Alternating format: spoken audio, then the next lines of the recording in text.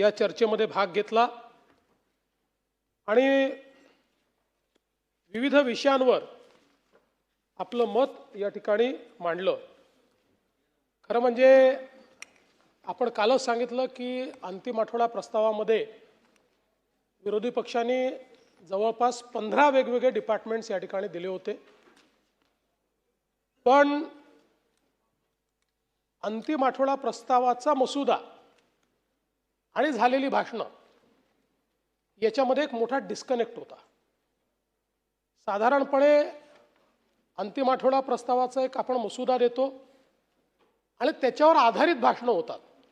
वेगळे विषय येऊ नये असं नाही आहे, पण त्यातले अनेक विषय हे या ठिकाणी आलेच नाहीत आणि विविध विषयांवर या ठिकाणी भाषण झालं।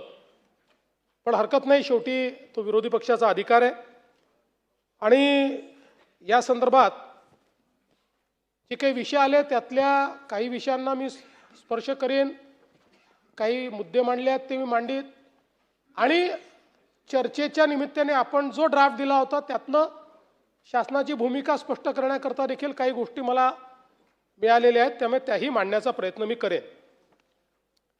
काल मी विकृत भोंदू बाबा अशोक खरात यांच्या प्रकरणी एक सविस्तर निवेदन देखील केलेलं आहे। काही सदस्यांनी त्या संदर्भातही आपलं मत व्यक्त केलं आहे।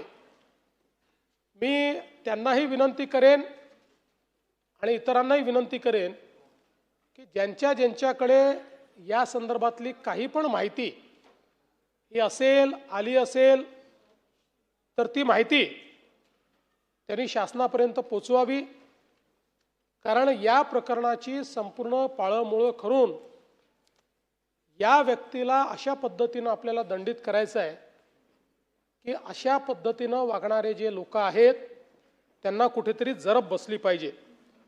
आणि म्हणून आज खरं तर या प्रकरणाने आपण नेमके कुठे जातो याचा देखील विचार करण्याची वेळ आली आहे।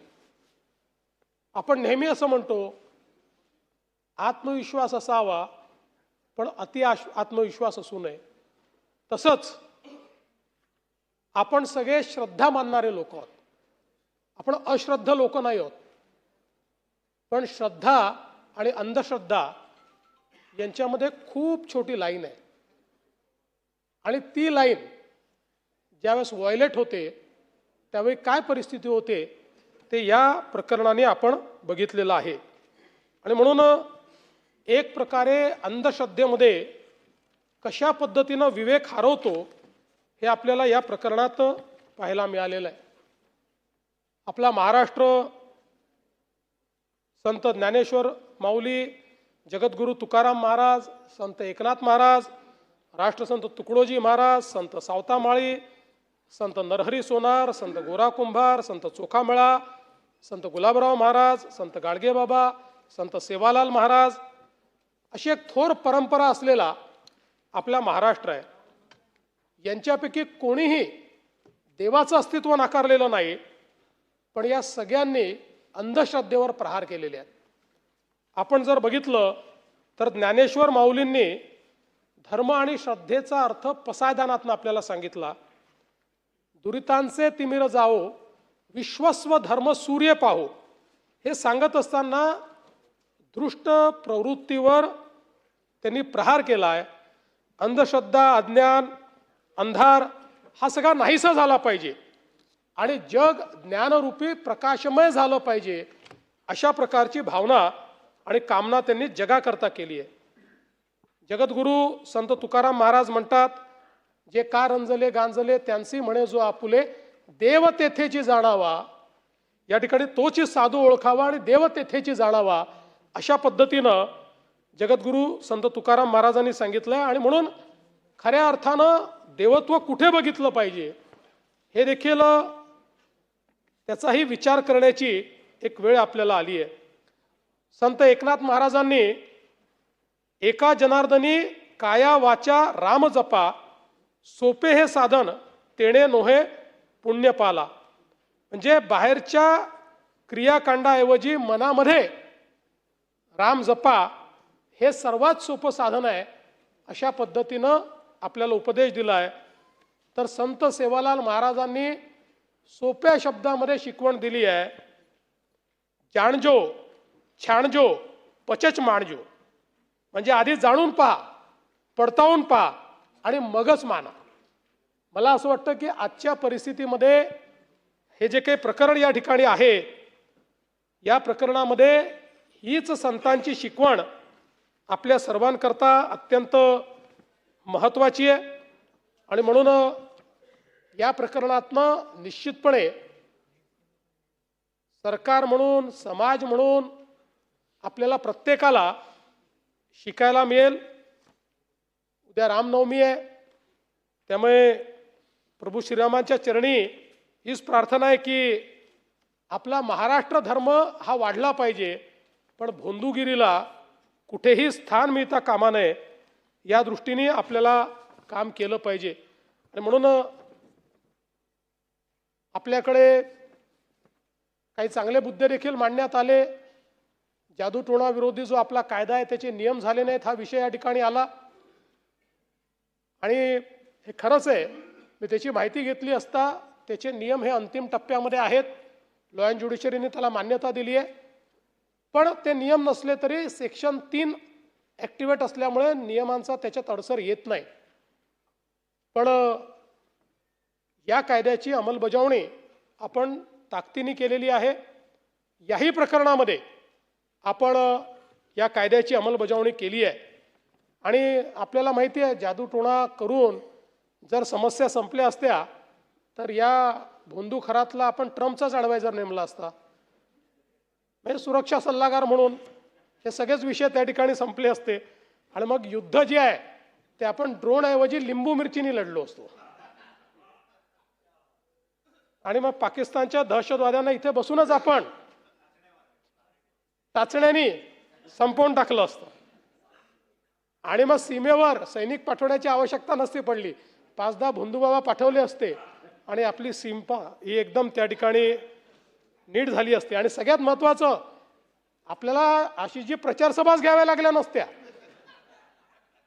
एका ठिकाणी बसून सगळ्या निवडणुका या जिंकता आल्या असत्या. पण मला असं वाटतं की आपण हे लक्षात घेतलं पाहिजे की आपण ज्याला स्पिरिच्युअलिटी म्हणतो, अध्यात्म म्हणतो, सकारात्मकता, प्रामाणिकता आणि कोणाचे अहित ज्यात होत नाही ती खरी श्रद्धा आहे. ज्यात दुसऱ्याचं अहित होतं ही कधी श्रद्धा असू शकत नाही, ती अंधश्रद्धा आहे. आणि याच्या विरुद्ध निश्चितपणे मोठ्या कडक पद्धतीनं राज्य सरकार कारवाई करेल. मी काल आपल्याला निवेदन केलं, त्यानंतरही माहिती खूप आली आहे आणि अजून प्रॉपर्टीजचे डिटेल निघत आहेत, वेगवेगळे कांड बाहेर निघत आहेत. त्यामुळे मला असं वाटतं की म्हणजे हा शब्द योग्य नाही, पण या ज्या सुरस आणि चमत्कारिक कथा आहेत या अजून काही दिवस जोपर्यंत पूर्ण त्याची चौकशी होत नाही तोपर्यंत सुरू राहतील. आज हे जे काही 15-17 विभाग या ठिकाणी अंतिम आठवडा प्रस्तावामध्ये आले, तर त्यातल्या बहुतांश प्रश्नांची उत्तरं देण्याचा मी प्रयत्न करीन. प्रामुख्याने गृह विभागाशी संबंधित या ठिकाणी काही प्रश्न आलेले आहेत. आणि मला सांगताना आनंद वाटतो की आता भारतीय न्याय संहितेच्या अंमलबजावणीमध्ये महाराष्ट्राने खूप चांगली प्रगती केली आहे. आणि आता कोणी दिलं रे बाबा पत्र? माझी विनंती आहे, असे पत्र मला बोलताना त्याच्यात डिस्टर्बन्स होतो, कशा करता देतात?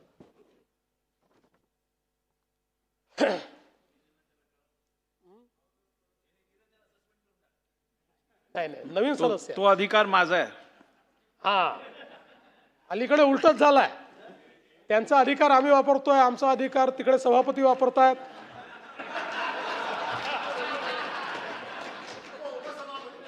ठीक.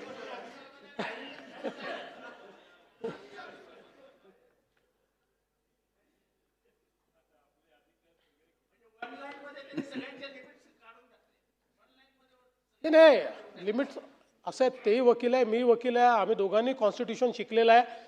त्यामुळे या ठिकाणी लिमिट्स काय आहेत या सगळ्या माहिती आहेत. विधिपालिकेने काय करायचं आहे, कार्यपालिकेने काय करायचं आहे, न्यायपालिकेने काय करायचं आहे, त्याच्या मर्यादा काय आहेत आणि त्याचं ओव्हरलॅपिंग कुठे आहे, ह्या सगळ्या गोष्टी माहिती आहेत. पण या निमित्ताने मला सांगताना आनंद वाटतो की भारतीय न्याय संहितेच्या अंमलबजावणीच्या संदर्भात आता महाराष्ट्र देशामध्ये दुसऱ्या क्रमांकावर पोहोचलेला आहे आणि ज्या स्टॅट्युटरी गोष्टी या अंमलबजावणीत करायच्या होत्या, कारण या कायद्यांनी आपल्या क्रिमिनल जस्टिस सिस्टीमला आणि आपल्या पोलिसिंगला एक आधुनिकता दिली आहे आणि म्हणून आता फॉरेन्सिक त्या ठिकाणी टेस्ट असतील, फॉरेन्सिक एव्हिडन्स असेल, टेक्निकल एव्हिडन्स असेल, क्रिमिनल जस्टिस सिस्टीममध्ये गतिशीलता असेल, या गोष्टी याच्यामुळे मोठ्या प्रमाणात झालेल्या आहेत आणि त्यात आता सुरुवातीच्या काळात इम्प्लिमेंटेशनमध्ये आपण बरंच मागे होतो, पण आता देशामध्ये दुसऱ्या क्रमांकावर आपण आलो आणि ई साक्ष प्रणाली आता आपण वापरणं सुरू केलं आहे आणि जवळपास आपण आता 84% केसेसमध्ये ई साक्ष प्रणाली ही वापरतो. हळूहळू संपूर्ण डिजिटाइज्ड पद्धतीनं आपण त्या ठिकाणी साक्षीदाराला समज देणं असेल आणि साक्ष असेल, या सगळ्या गोष्टी करणार आहोत. त्यामुळे आपण सुरुवात केली तेव्हा जुलै 24 मध्ये 28% होतो, आता 84% आपण त्या ठिकाणी पोहोचलो आहोत.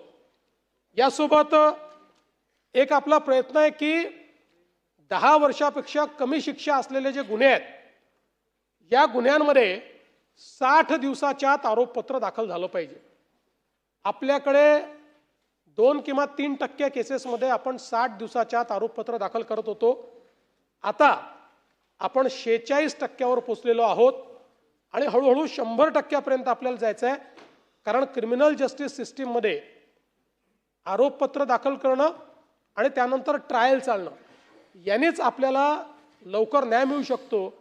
मी सहज पाहत होतो, अनेक केसेसमध्ये तर 2-2, 3-3 वर्ष आपण त्या ठिकाणी आरोपपत्र दाखल करत नव्हतो. आता ते 60 दिवसात करण्याचा प्रयत्न आपला चाललाय. 10 वर्षापेक्षा जास्त शिक्षा याच्यामध्ये आहे अशा केसेसमध्ये 90 दिवसात आरोपपत्र दाखल झालं पाहिजे. याते 2-2 वर्ष आपण आरोपपत्र दाखल करत नव्हतो. आता जवळपास 37% आपण पोहोचलो आहोत आणि त्यातल्या काही कॅटेगरीजमध्ये तर 80% आपण पोहोचलो आहोत. ते पुढे मी सांगणार आहे.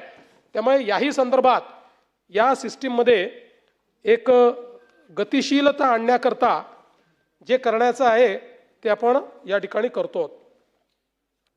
विशेषतः महिलांविरुद्धचे जे गुन्हे आहेत, यामध्ये 60 दिवसात आरोपपत्र दाखल करण्याच्या संदर्भात आता आपण 88.30% म्हणजे जवळपास 89% केसेसमध्ये महिलांच्या विरुद्धच्या गुन्ह्यांमध्ये 60 दिवसाच्या आत आरोपपत्र दाखल करतो.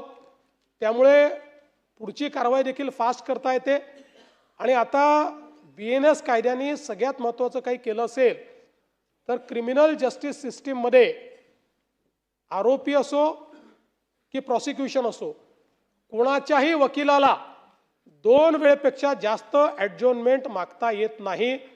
त्यामुळे आता वेगानं हे खटले निकाली लागतात आणि म्हणूनच आपण जर बघितलं तर भारतीय नागरिक सुरक्षा संहिता याच्या आधुनिक तरतुदीचा वापर करून पुरावे गोळा करणं याच्यामुळे आणि आपण जर या कायद्याच्या अंतर्गत जे आतापर्यंत प्रॉसिक्युशन झालं त्याचा विचार केला तर जुलै 24 ते फेब्रुवारी 26 या कालावधीमध्ये दोषसिद्धीचं प्रमाण 78.14% गेलं आहे आणि एकूण विचार केला तर ते 50% पोहोचलेलं आहे.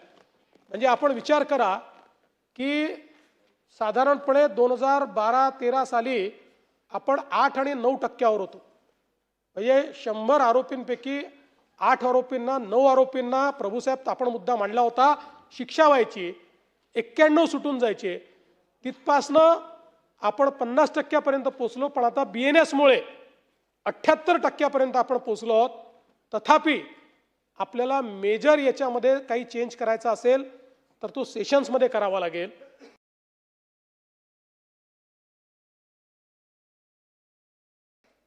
सेशन्समध्ये 50% प्रॉसिक्युटर, तिथला आपला दोषसिद्धीचा दर हा अतिशय चांगला आहे, पण जिथे 50% कोर्ट करताय तिथे दोषसिद्धीचा दर कमी आहे. त्यामुळे आता कोर्टासोबत बैठक घेऊन तिथेही तो दर कसा वाढवता येईल हा प्रयत्न आपण त्या ठिकाणी करणार आहोत. त्यामुळे निश्चितपणे एक मोठं काम या निमित्ताने झालं आहे. यासोबत आपण जर बघितलं तर 2025ची 2024ची तुलना केली तर त्याच्यामध्ये जे प्रमुख गुन्हे आहेत त्याच्यामध्ये घटच झालेली आहे. आपण जर बघितलं तर साधारणपणे खुनाचे गुन्हे 89ने कमी, दुखापत 1291ने कमी, विनयभंग 468ने कमी, डकैती 36ने कमी, रॉबरी 1146ने कमी, चोरी 9427ने कमी, फसवणूक 222ने कमी, खुनाचा प्रयत्न याच्यामध्ये मात्र 17नी वाढ आहे. बाकी जे मेजर हेड्स आहेत या सगळ्या हेड्समध्ये या ठिकाणी गुन्ह्यांमध्ये घट झालेला आपल्याला पाहायला मिळतोय. विशेषतः अपहरणाच्या गुन्ह्यांमध्ये ते उघडकीस येण्यात वाढ झालेली आहे आणि अंमली पदार्थांचे गुन्हे उघडकीस येण्यामध्ये लक्षणीय वाढ ही झालेली आपल्याला त्या ठिकाणी पाहायला मिळते. कायदा आणि सुव्यवस्थेवर चर्चा करताना नेहमी एक विषय येत असतो की महिलांच्या संदर्भात या ठिकाणी बेपत्ता महिला किंवा अपहरण झालेल्या महिला अशा प्रकारचा विषय सातत्याने येत असतो. आता आपण जर बघितलं क्युम्युलेटिव्हली 2012 जानेवारी 2012 ते डिसेंबर 2025 एकूण अशा प्रकारचे 1,37,211 मुले व मुली बेपत्ता झाले 13 वर्षामध्ये. या 1,37,211 पैकी 1,31,737 मुले आणि मुली शोधून काढली, ती त्यांच्या घरी परत गेली. अगदी मुलींचा आपण फक्त विचार केला तर 95,000 मुलींपैकी 91,000 मुली या त्या ठिकाणी निष्पन्न होऊन त्या त्यांच्या घरी पोहोचल्या.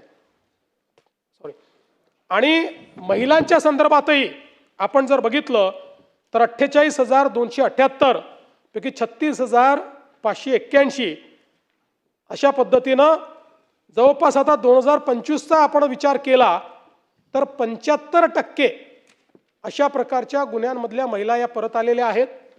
आणि मी मागेही सांगितलं की याचं 2-2.5 वर्षाचं सायकल असतं, त्यामुळे ते आपण 88, 90, 92% पोहोचतो.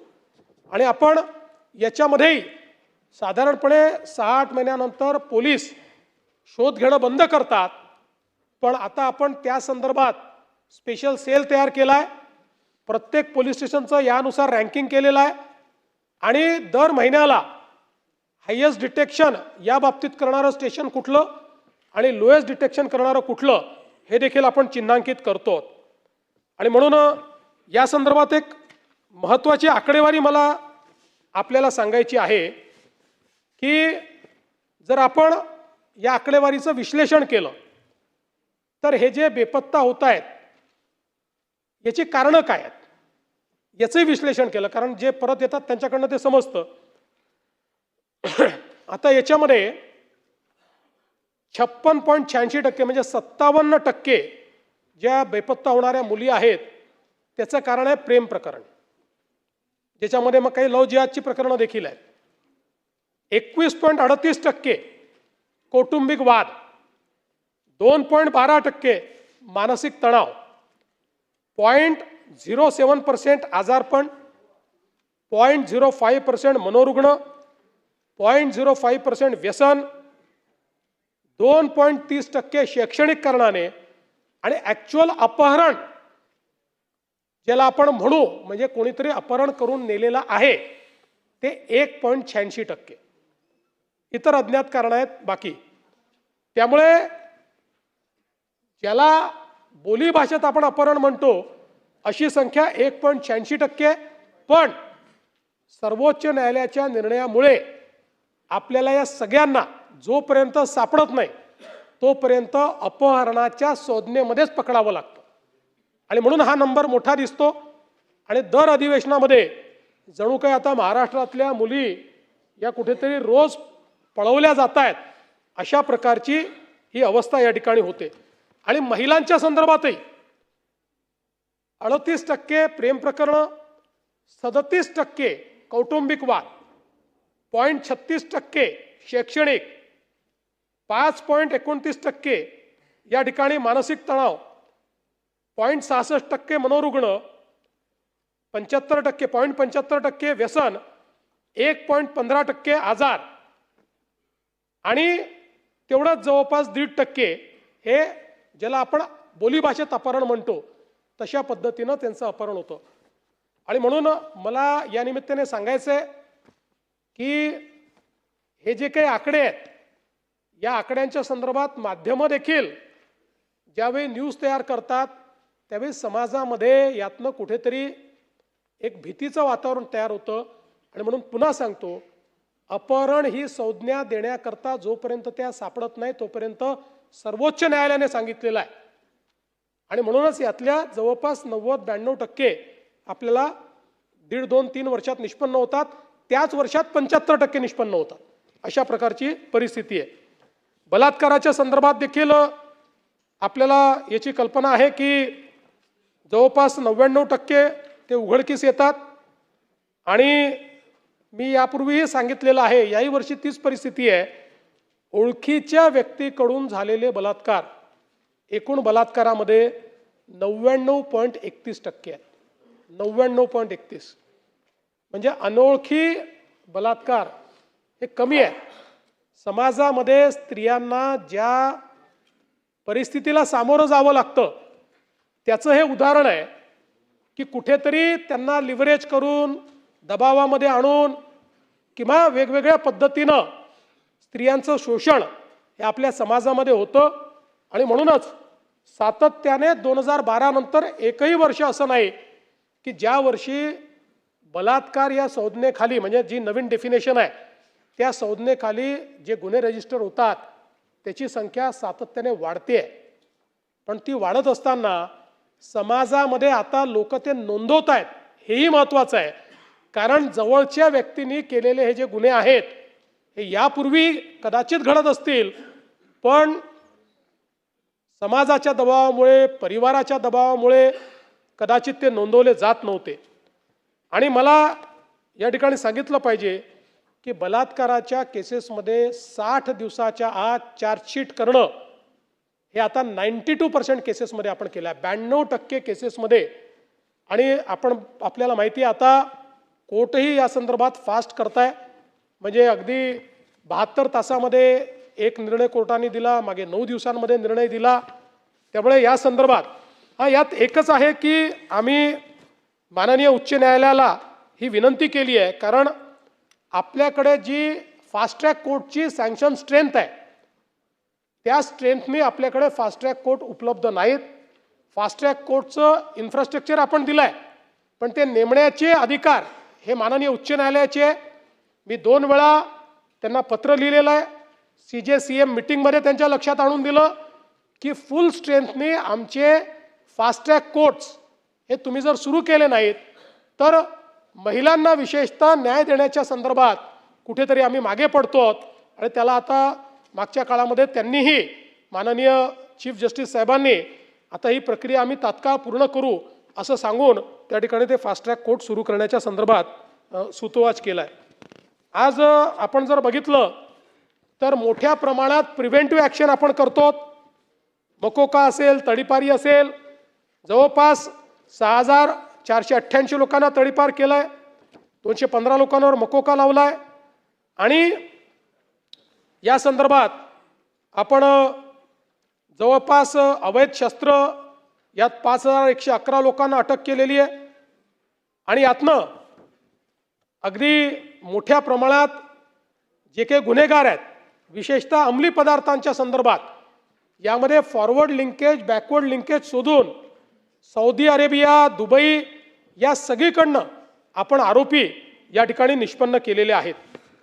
सायबर क्राईमच्या संदर्भात हे खरं आहे की अजूनही सायबर क्राईम मध्ये जी रिकव्हरी आहे ही रिकव्हरी समाधानकारक त्या ठिकाणी नाही. साधारण आपण जर बघितलं तर त्यामध्ये 2025 साली सायबर गुन्ह्यांमध्ये जे नागरिकांचं नुकसान झालं त्या नुकसानीच्या तुलनेत फक्त 10 ते 12% रक्कम आपण रिकवर करू शकलो. याचं कारण बाकी सगळी रक्कम ही त्या गोल्डन आवरमध्ये वेगवेगळ्या देशांमध्ये निघून गेली आणि त्याही अशा देशांमध्ये गेली की ज्या देशांशी आपला त्या ठिकाणी व्यवहार नाही. आणि म्हणून आता याच्यात जाणीव जागृती करणं हे जास्त महत्त्वाचं आहे. ती जागृती आपण मोठ्या प्रमाणात करतोय. लगेच आपल्याला जर माहिती मिळाली तर अतिशय रोबस्ट अशा प्रकारची व्यवस्था आपल्याकडे आहे. महाराष्ट्र सायबर सुरक्षा प्रकल्पाच्या अंतर्गत आपण त्या ठिकाणी nodal cyber police station, command and control centre, technology assisted investigation, computer emergency response team, centre of excellence, security operation centre अशा सगळ्या गोष्टी आणलेल्या आहेत. 20 देशामधून 51 अत्याधुनिक साधनं ही आपण या ठिकाणी आणलेली आहेत. या आपल्या प्रकल्पाला डिजिटल इंजिनिअरिंग अवॉर्ड 2026 मिळाला आहे. आणि सगळ्यात महत्त्वाचं, संयुक्त राष्ट्रसंघाच्या सायबर क्राईम परिषदेत top cyber crime project in the world हा बहुमान आपल्या सायबर क्राईम प्रोजेक्टला त्या ठिकाणी मिळालेला आहे. आणि दुबईमध्ये घडलेल्या वर्ल्ड पोलीस समिटमध्ये देखील या उपक्रमाचं कौतुक झालं आहे. त्यामुळे आता कॅपेबिलिटीत आपली कमतरता नाही आहे. जागृती करून वेळेत लोकांनी रिपोर्टिंग करणं, त्याकरता आपण 1045 हा नंबर दिलेला आहे की ज्या नंबरवर जर लगेच कॉल केला तर आपल्याजवळ आता एवढी सिस्टीम आहे की इमिजिएट सगळे अकाउंट आपण फ्रीज करू शकतो. आणि म्हणून त्याही संदर्भात आपला प्रयत्न चालला आहे. विशेषतः डिजिटल अरेस्ट, मी मागेही बोललो, 2024 मध्ये 410 गुन्हे त्याचे उघडकीस आले आहेत. 2025 मध्ये 322 गुन्हे उघडकीस आले आहेत. हे डिजिटल अरेस्टमध्ये जवळपास सगळे ऑपरेशन्स हे परदेशातनं चाललेले आहेत. मागच्या काळामध्ये आपले भारतीय हे रेस्क्यू करून आणले. कुठल्या तरी नोकरी देतो म्हणून त्यांना घेऊन जाऊन मलेशियाच्या रूटने कंबोडियामध्ये नेऊन आणि मग त्यांचे पासपोर्ट जप्त करून आणि त्यांच्या थ्रू अशा प्रकारचे कॉल सेंटर चालवायचे. कारण समोरच्याला घाबरवायचं असेल तर भारतीय माणूस पाहिजे, तो पोलीस दिसला पाहिजे. त्यांना आपण रेस्क्यू करून आणलेला आहे. त्यामुळे डिजिटल अरेस्टच्या संदर्भात मी पुन्हा एकदा या सभागृहाच्या माध्यमातून सांगू इच्छितो, डिजिटल अरेस्ट हे थोतांड आहे. जेवढा भोंदू बाबू खरात आहे तेवढाच भोंदू बाबा हे डिजिटल अरेस्ट करणारे पोलीस आहेत. कारण क्रिमिनल जस्टिस सिस्टीममध्ये आणि कुठल्याही कायद्यामध्ये डिजिटल अरेस्ट हा विषयच नाही आहे. कोणालाही डिजिटल अरेस्टचा कॉल आला तर पहिल्यांदा समजायचं की खरातचा भाऊ कॉल करतोय आणि तात्काळ त्या ठिकाणी पोलिसांना इन्फॉर्म करायचं. हा खरात नाही, त्या खरातकडे पाहून राहिले सगळे.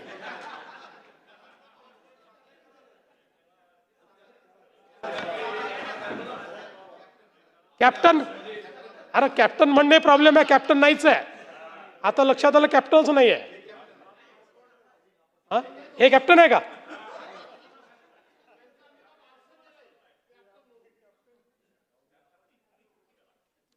अंमली पदार्थांच्या संदर्भात जवळपास आपण मोठ्या मोहीम या ठिकाणी राबवल्या आणि त्या माध्यमातून खूप मोठ्या प्रमाणात आपण अंमली पदार्थांच्या संदर्भात कारवाई केली आहे. जवळपास सन 2024 मध्ये 44,000 किलोची जप्ती आहे. 2025 मध्ये या ठिकाणी 56,000 किलोची जप्ती आहे आणि जवळपास 24 मध्ये 14,230 आरोपी आणि 25 मध्ये 15,933 आरोपी हे आपण या ठिकाणी अटक केलेले आहेत. आणि जवळपास 5,500 कोटी रुपयाचा मुद्देमाल हा या ठिकाणी हस्तगत करून तो नष्ट करण्याचं काम केलेलं आहे. आणि विशेषतः मला हे सांगितलं पाहिजे की साधारणपणे मी सातत्याने जे सांगतो की नुसतं जो डील करतोय त्याला पकडण्याच्या ऐवजी आता आपण बॅकवर्ड आणि फॉरवर्ड लिंकेज हे शोधून काढतो. आणि एक उदाहरण द्यायचं झालं तर 9/12/2025ला क्राईम ब्रँचने घाटकोपर मुंबई इथे कारवाई केली. सलीम शेख आणि रईस शेख यांच्याकडनं 136 ग्रॅम वजनाचा MD हा अंमली पदार्थ प्राप्त केला.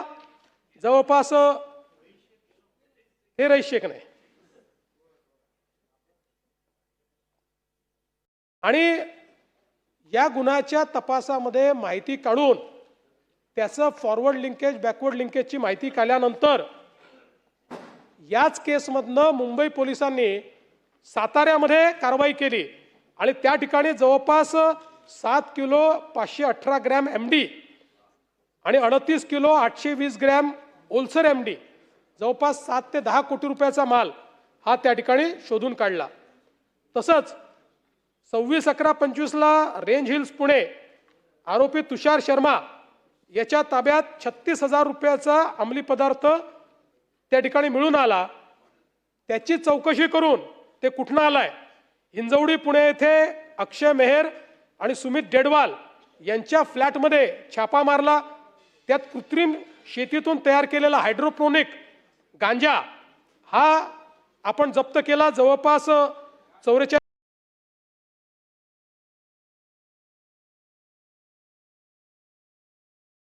कोटी रुपयाचा.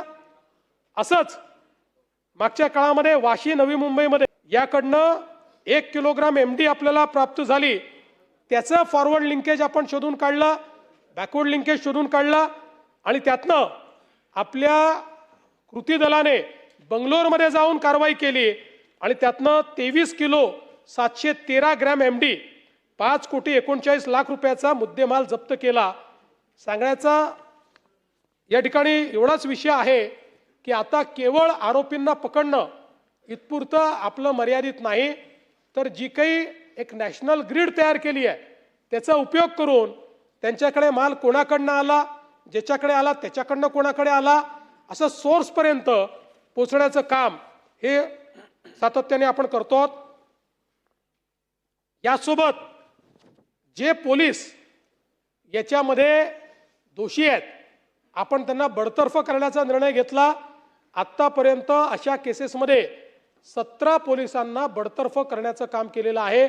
कारण ड्रग्सच्या केसेसमध्ये आपला निर्णय आहे की जे पोलीस इन्व्हॉल्ड असतील त्यांना सस्पेंड नाही, त्यांना थेट बडतर्फ करायचं आहे. अशा पद्धतीनं आपण 17 पोलीस सेवेतनं बडतर्फ केले आहेत. आपण पोलीस दलाची पुनर्रचना केलेली आहे. त्या पुनर्रचनेनंतर आपण एकूण पोलीसमध्ये 2,30,277 पदं आहेत. यापैकी 2,06,047 पदं भरलेली आहेत. 24,230 पदं ही रिक्त आहेत. यापैकी जवळपास 16,607 पदांची भरती प्रक्रिया ऑलरेडी सुरू आहे. त्यामुळे पहिल्यांदा अशी परिस्थिती आहे की जवळजवळ जेवढी पदं तेवढी माणसं सातत्याने आपण भरतो आणि पोलीसमध्ये कमीत कमी वॅकन्सी आहे. मला असं वाटतं की कदाचित गृहमंत्री म्हणून जो माझ्या कार्यकाळात जर आपण बघितलं 50,000 पेक्षा जास्त पोलिसांची भरती ही आपण या ठिकाणी केलेली आहे. आणि MPSCच्या माध्यमातूनही PSIची सर्वात मोठी संख्या ही भरण्याचं काम आपण या ठिकाणी केलं आहे. पोलीस दलासाठी जवळपास 12,952 घरं त्याचं बांधकाम हे चाललेलं आहे. आणि पोलिसांना स्वतःच्या घराकरता 2,487 कोटी रुपये घर बांधणी अग्रिम म्हणून आपण या ठिकाणी गेल्या 2 वर्षामध्ये दिलेली आहे. आणि आमचे कालिदासजी आहेत का? हां, बसले. त्यामुळे कालिदासजींचा जो आग्रह असतो विशेषतः पोलिसांच्या करता आपण मुंबईसारख्या ठिकाणी मालकी हक्काची घरं मिळाली पाहिजेत. BDD साहित काहींना मिळाली, आता उर्वरित पोलिसांना वाटतं आम्हालाही मिळाली पाहिजे. सगळ्या सरकारी कर्मचाऱ्यांना आपण काही मालकी हक्काची घरं देऊ शकत नाही. पोलिसांकरता काही वेगळ्या गोष्टी आपण केलेल्या आहेत आणि म्हणून या संदर्भात काही कोर्ट केसेसही चाललेले आहेत. पण आपल्याला पोलिसांना मालकी हक्काची घरं कशी देता येतील टप्प्याटप्प्याने देऊ, काही प्रमाणात देऊ. पण ते कशी देता येतील या संदर्भात एक उच्चस्तरीय समिती आम्ही तयार करतो आहोत आणि पुढच्या 3 महिन्यामध्ये या समितीचा अहवाल आम्हाला प्राप्त होईल आणि त्यानंतर त्याही संदर्भात जी कारवाई आहे ती कारवाई आपण निश्चितपणे या ठिकाणी करू। आपण जर बघितलं तर 2025 साली जवळपास 24 नवीन पोलीस स्टेशनची आपण निर्मिती केली। हे याकरता महत्त्वाचं आहे की जवळजवळ 15-20 वर्ष आपण पोलीस स्टेशन्स तयार करत नव्हतो, पण आता मोठ्या प्रमाणात आपण पोलीस स्टेशन तयार करणं सुरू केलेलं आहे आणि डायल 112 ही जी आपली सेवा आहे या सेवेच्या अंतर्गत आपला आता रिस्पॉन्स टाइम हा दरवर्षी चांगला होतोय। 2022 मध्ये 15 मिनिटं 41 सेकंद होता, आता तो 15 मिनिटं 41 सेकंदावरनं 2026 मध्ये 6 मिनिटं 22 सेकंदापर्यंत खाली आलेला आहे। ते मोठ्या प्रमाणात हा रिस्पॉन्स टाइम जो आहे हा देखील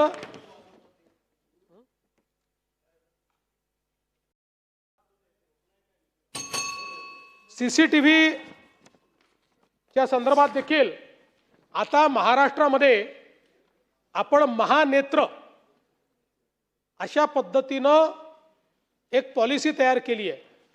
कारण आपण बघितलं कोणी CCTV लावताय म्हणजे जिल्ह्यांमध्ये कुठल्याही तालुक्यात लागतायत, काही पोलीस स्टेशनमध्ये लागतायत, त्याचा फीड कोणाला जातोय हे माहिती नाही, त्यामुळे हे इन्फ्रास्ट्रक्चर काही कामी येत नाही आणि म्हणून आता संपूर्ण महाराष्ट्राकरता एक ब्रॉड CCTVचं इन्फ्रास्ट्रक्चर आपण तयार केलं आहे।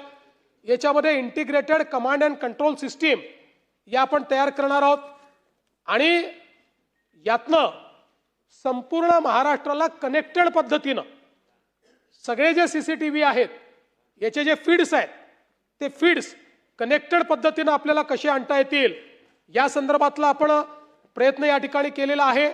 याच्यामध्ये फेस रिकग्निशन, NPR सगळ्या प्रकारचे कॅमेरेज कसे टाकता येतील आणि AIचा उपयोग करून आपल्याला हे संपूर्ण जे नेटवर्क आहे ते नेटवर्क कसं वापरता येईल याचा प्रयत्न करायचा आहे।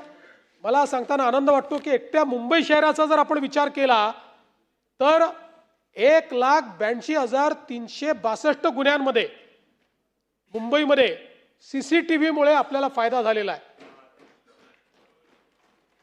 आणि 7,248 न्यायालयीन प्रकरणं अशी आहेत की ज्याच्यामध्ये मुख्य पुरावा हा CCTV फुटेज म्हणून मुंबईमध्ये आपण उपलब्ध करून दिला आणि त्याच्या आधारावर कारवाई झालेली आहे। त्यामुळे मोठ्या प्रमाणात आता महानेत्रच्या माध्यमातून हे नेटवर्क आपण उभं करतो आहोत। आता जर आपण विचार केला तर याची संख्या 4 ते 5 पटींनी वाढणार आहे आणि यासोबत खाजगी लोकांनीही जे कॅमेरे लावलेले आहेत पब्लिक कॅमेरे त्याही कॅमेऱ्याचं फीड इंटिग्रेट करण्याचा आपण प्रयत्न करणार आहोत। कारण आपल्याला माहिती आहे दुकानदार बाहेर कॅमेरे लावतात, हाऊसिंग सोसायट्या कॅमेरे लावतात, त्यामुळे खाजगी लोकांचे जे पब्लिक कॅमेरे आहेत त्यालाही आपल्या सिस्टीम सोबत इंटिग्रेट करून त्यालाही महानेत्रचा भाग कसा करता येईल या संदर्भातलं आर्किटेक्चर जे आहे हे आपण या ठिकाणी तयार केलं आहे। एक अत्यंत महत्त्वाचा आणि संवेदनशील मुद्दा या ठिकाणी सन्माननीय रोहित पवारजी आणि इतरही आपल्या काही सदस्यांनी या ठिकाणी मांडला। मी या संदर्भातली काही वस्तुस्थिती पहिले आपल्या पुढे मांडतो। दिनांक 28/1/2026 रोजी मौजे गोजूबावी तालुका बारामती जिल्हा पुणे येथील बारामती विमानतळ येथे धावपट्टी लगत messrs VSR ventures private limited संचालित लिअरजेट एअरक्राफ्ट या विमानाचा अपघात झाला व या दुर्दैवी घटनेत राज्याचे सन्माननीय उपमुख्यमंत्री माननीय अजितदादा पवार यांच्यासह 5 जणांचा मृत्यू झाला। या संदर्भात केंद्र सरकारने जी काही SOP आहे त्याप्रमाणे त्यांची कारवाई सुरू केली आणि त्याची चौकशी सुरू केली। राज्य गुन्हे अन्वेषण विभागाकडे आपण देखील चौकशी दिली। राज्य गुन्हे अन्वेषण विभाग यांना 28/1/2026च्या पोलीस महासंचालकांच्या पत्रान्वये ही चौकशी देण्यात आली आणि CID याचा तपास हा SP दर्जाच्या अधिकाऱ्याला तपासी अधिकारी केलाय आणि त्याच्या माध्यमातून हा तपास चाललेला आहे. आता त्यातली जी काही आतापर्यंतची निरीक्षणं आहेत, अतिमहत्त्वाच्या व्यक्तींच्या हवाई प्रवासाकरता भाडेतत्वावर हवाई वाहनांचा म्हणजे हेलिकॉप्टर आणि विमान पुरवठा करण्यासाठी शासनाने साई एव्हिएशन व aero aircraft sales and chartered private limited या 2 एजन्सीज नियुक्त केल्या आहेत. दिनांक 27/1/2026 रोजी सायंकाळी 7 वाजताच्या सुमारास उपमुख्यमंत्री माननीय अजितदादा पवार यांचा मुंबई ते बारामती हा दौरा निश्चित झाला. या दौऱ्याची माहिती अजितदादा पवार यांचे खासगी सचिवांकडनं aero aircraft sales and chartered private limited या कंपनीच्या प्रतिनिधींना देण्यात आली. त्यानंतर दिनांक 28/1/2026 रोजीच्या श्री अजितदादा पवार यांच्या मुंबई ते बारामती दौऱ्यासाठी aero aircraft sales and chartered private limited या एजन्सीकडनं 20:45 VSR कंपनीचे विमान बुक करण्याबाबत कारवाई करण्यात आली.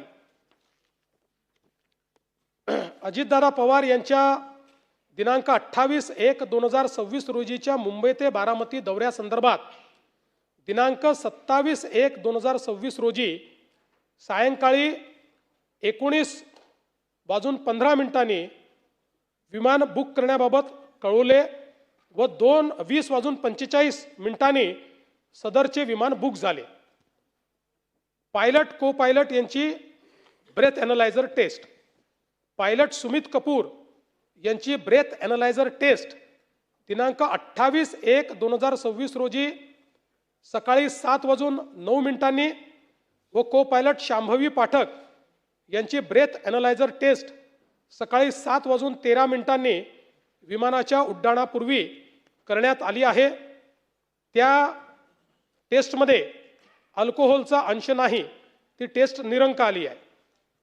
दिनांक 28/1/2026 रोजी श्री अजितदादा पवार हे देवगिरी निवासस्थानावरनं निघून मुंबई विमानतळावर सकाळी 7:52 पोहोचले.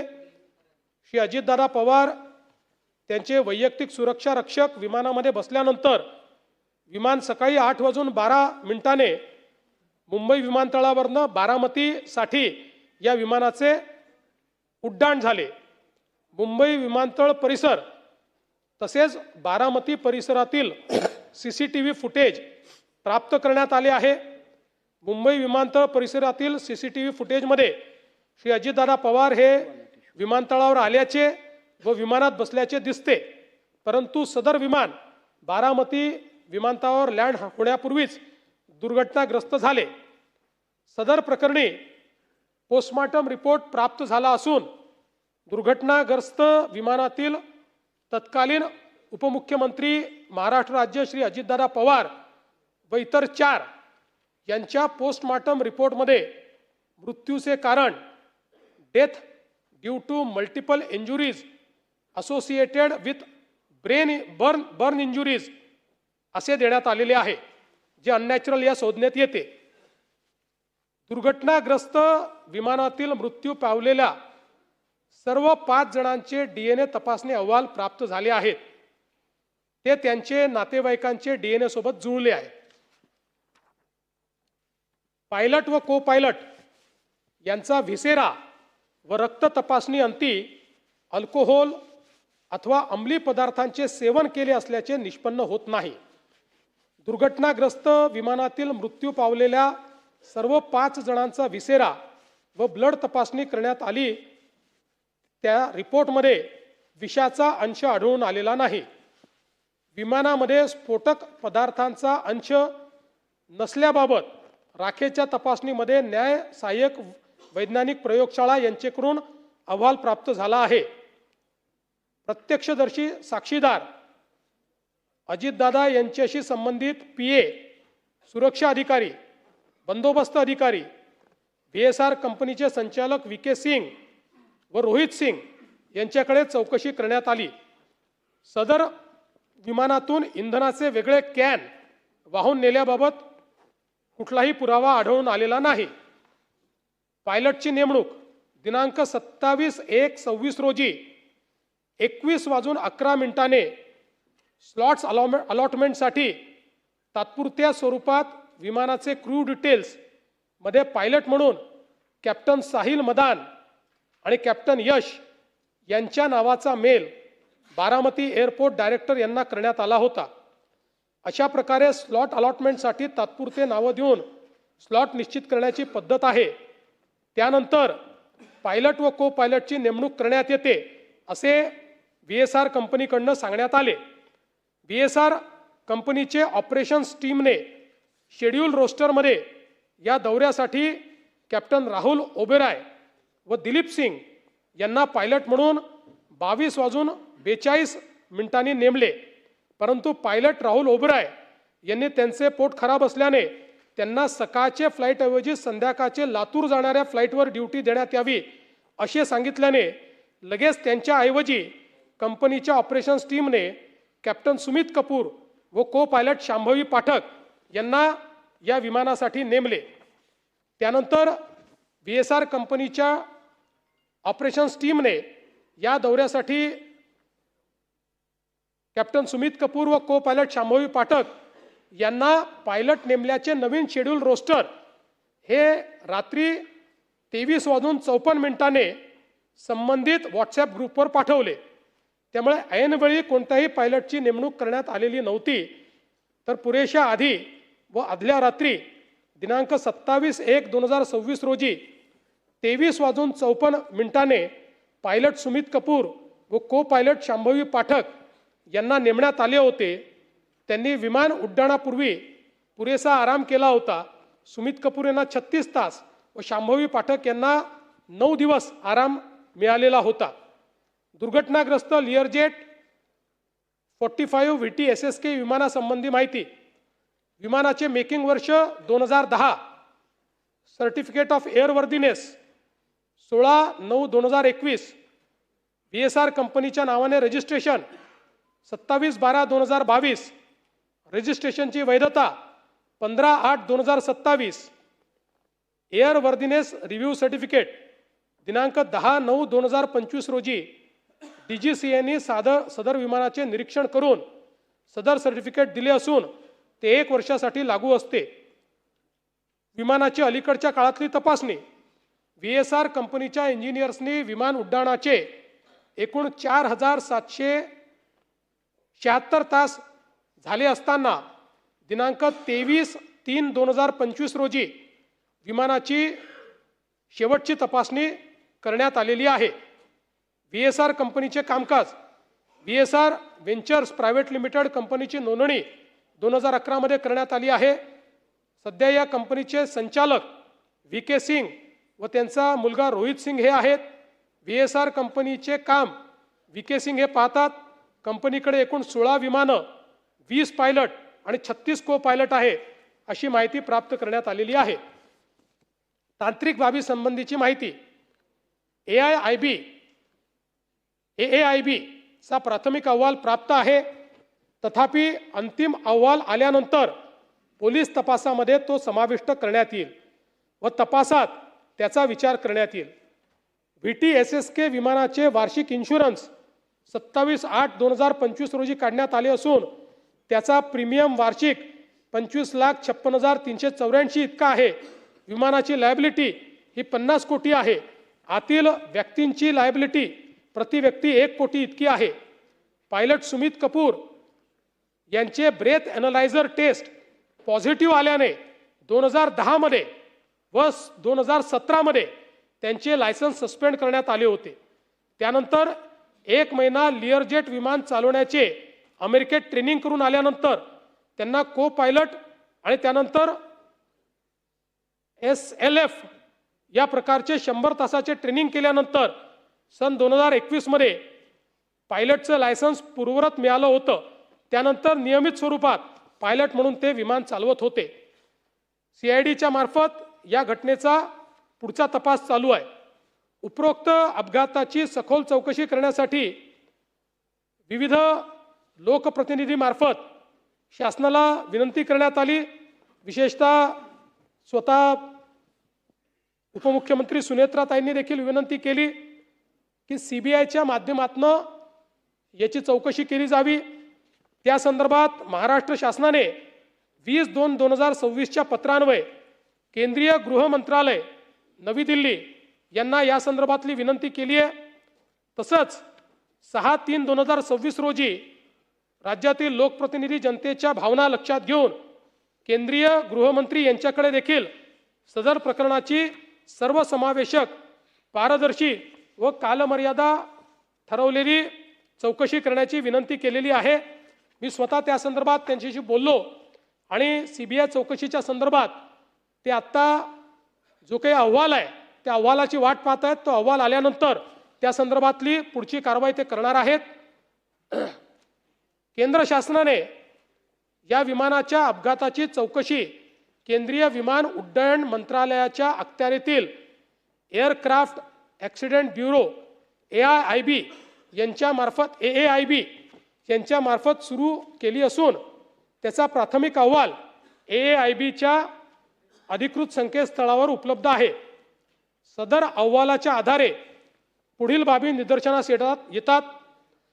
अपघाताची माहिती मिळताच एअरक्राफ्ट ॲक्सिडेंट इन्व्हेस्टिगेशन ब्युरोचे महासंचालक व इतर 3 अधिकारी यांनी घटनास्थळी त्याच दिवशी 28/1/2026 रोजी तातडीने भेट देऊन पाहणी केली।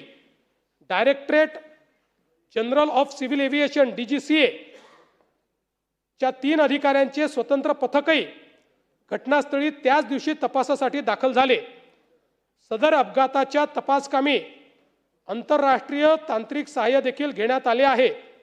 त्यानुसार international civil aviation organisation ICAO नियमानुसार national transportation safety board NTSB USA याला या प्रकरणाची सूचना देण्यात आलेली आहे व त्यांची मदत घेण्यात येत आहे। बंबार्डियर हनीवेल या विमानाशी निगडीत तांत्रिक कंपन्या आणि फेडरल एव्हिएशन ॲडमिनिस्ट्रेशन USA यांचे तांत्रिक तज्ज्ञ तपासामध्ये सहभागी केले गेले आहेत। फ्लाइट डेटा रेकॉर्डर SSFDR मधील डेटा डाउनलोड करून AIB लॅबमध्ये विश्लेषण सुरू आहे। विमानातील कॉकपिट व्हॉइस रेकॉर्डर यामधील डेटा मिळवण्यासाठी NTSBची मदत घेतली जात आहे।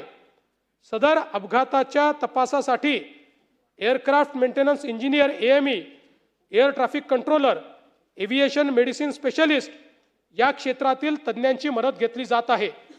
एकूणच तपासामध्ये तांत्रिक डेटा विश्लेषण, घटनास्थळ तपासणी, आंतरराष्ट्रीय तज्ज्ञांची मदत, फ्लाइट रेकॉर्डर विश्लेषण आणि हवामान विमानतळ परिस्थितीचा अभ्यास या सर्व बाबींवर विशेष भर देण्यात आला आहे। सदर अपघाताच्या दरम्यान AIBच्या अहवालानुसार खालील बाबी निदर्शनास आल्या आहेत। बारामती विमानतळावर अधिकृत MET मेट्रोलॉजिकल सुविधा उपलब्ध नाही। VFR उड्डाणासाठी आवश्यक विजिबिलिटी किमान 5000 मीटरपेक्षा जास्त अपेक्षित आहे। तथापि घटनेच्या वेळी विजिबिलिटी 3000 मीटर इतकी होती। विमानतळावर विंडसॉक शिवाय कोणतेही नॅव्हिगेशन उपलब्ध नव्हते। त्यामुळे सदर लँडिंग हे पूर्णपणे व्हिज्युअल रेफरन्सवर अवलंबून होते। विमानतळावर स्वतःची ARFF aircraft rescue and fire fighting सुविधा उपलब्ध नव्हती। सन 2016 नंतर रनवेचे डांबरीकरण झाले नव्हते। तसेच रनवेवर खडी व चिन्हे फिकी झालेली आढळली। बारामती विमानतळ हे अनकंट्रोल्ड एअरफील्ड असणारे आहे। सारांश, सदर प्रकरणाची CID मार्फत चौकशी सुरू असून AIBचा अंतिम अहवाल प्राप्त झाल्यानंतरच तपासाच्या अंतिम निष्कर्षापर्यंत पोहोचता येईल। सदर प्रकरण CBIकडे मी आधीच सांगितलं की त्याचा पाठपुरावा सुरू आहे। आता या संदर्भात ही जी काही वस्तुस्थिती आहे या व्यतिरिक्त काही गोष्टी या ठिकाणी समोर आल्या. खरं म्हणजे रोहित पवारजींनी अतिशय भावनिक पद्धतीने हा मुद्दा मांडला आणि निश्चितपणे चेतन तुपेंनी देखील अतिशय चांगल्या पद्धतीने तो मुद्दा मांडला, अनेकांनी मांडला. निश्चितपणे महाराष्ट्राची आणि देशाची आणि अजितदादांवर प्रेम करणाऱ्या प्रत्येक व्यक्तीची ही अपेक्षा आहे की याची नीट चौकशी झाली पाहिजे, यातलं सगळं सत्य हे बाहेर आलं पाहिजे आणि याबद्दल कोणाच्याही मनामध्ये शंका नाही. मी या निमित्ताने केवळ एवढंच सांगू इच्छितो की रोहित पवार प्रयत्न करतायत, चांगलं आहे, आमचं सगळ्यांचं त्यांच्या प्रयत्नाला समर्थन आहे. मात्र ही भावना होता कामा नये की इतरांना त्याबद्दल काही घेणं देणं नाही आहे, ही भावना अयोग्य आहे. या सभागृहात बसलेल्या बहुतांश लोकांना, अजितदादांच्या कमी अधिक प्रमाणात सर्वांना अजितदादांच्या संदर्भात तीच संवेदना आहे. प्रत्येकाचं हे मत आहे की याची निष्पक्ष चौकशी झाली पाहिजे. या चौकशीच्या आड कोणीही येता कामा नये. आणि विशेषतः मागच्या काळामध्ये अनेक वेळा राष्ट्रवादी काँग्रेसचे सगळे आमदार 3 वेळा तरी किमान मला येऊन भेटले. चौकशीचं काय चाललेलं आहे, चौकशी सीबीआयची कधी सुरू होणार आहे. त्यांनी मला ही विनंती केली की एकदा आम्हाला सगळ्यांना घेऊन तुम्ही अमितभाईंकडे घेऊन चला. मी त्यांना सांगितलं सभागृह आपलं सेशन संपल्यानंतर मी अमितभाईंची वेळ घेतो, तिथे देखील आपण जाऊ.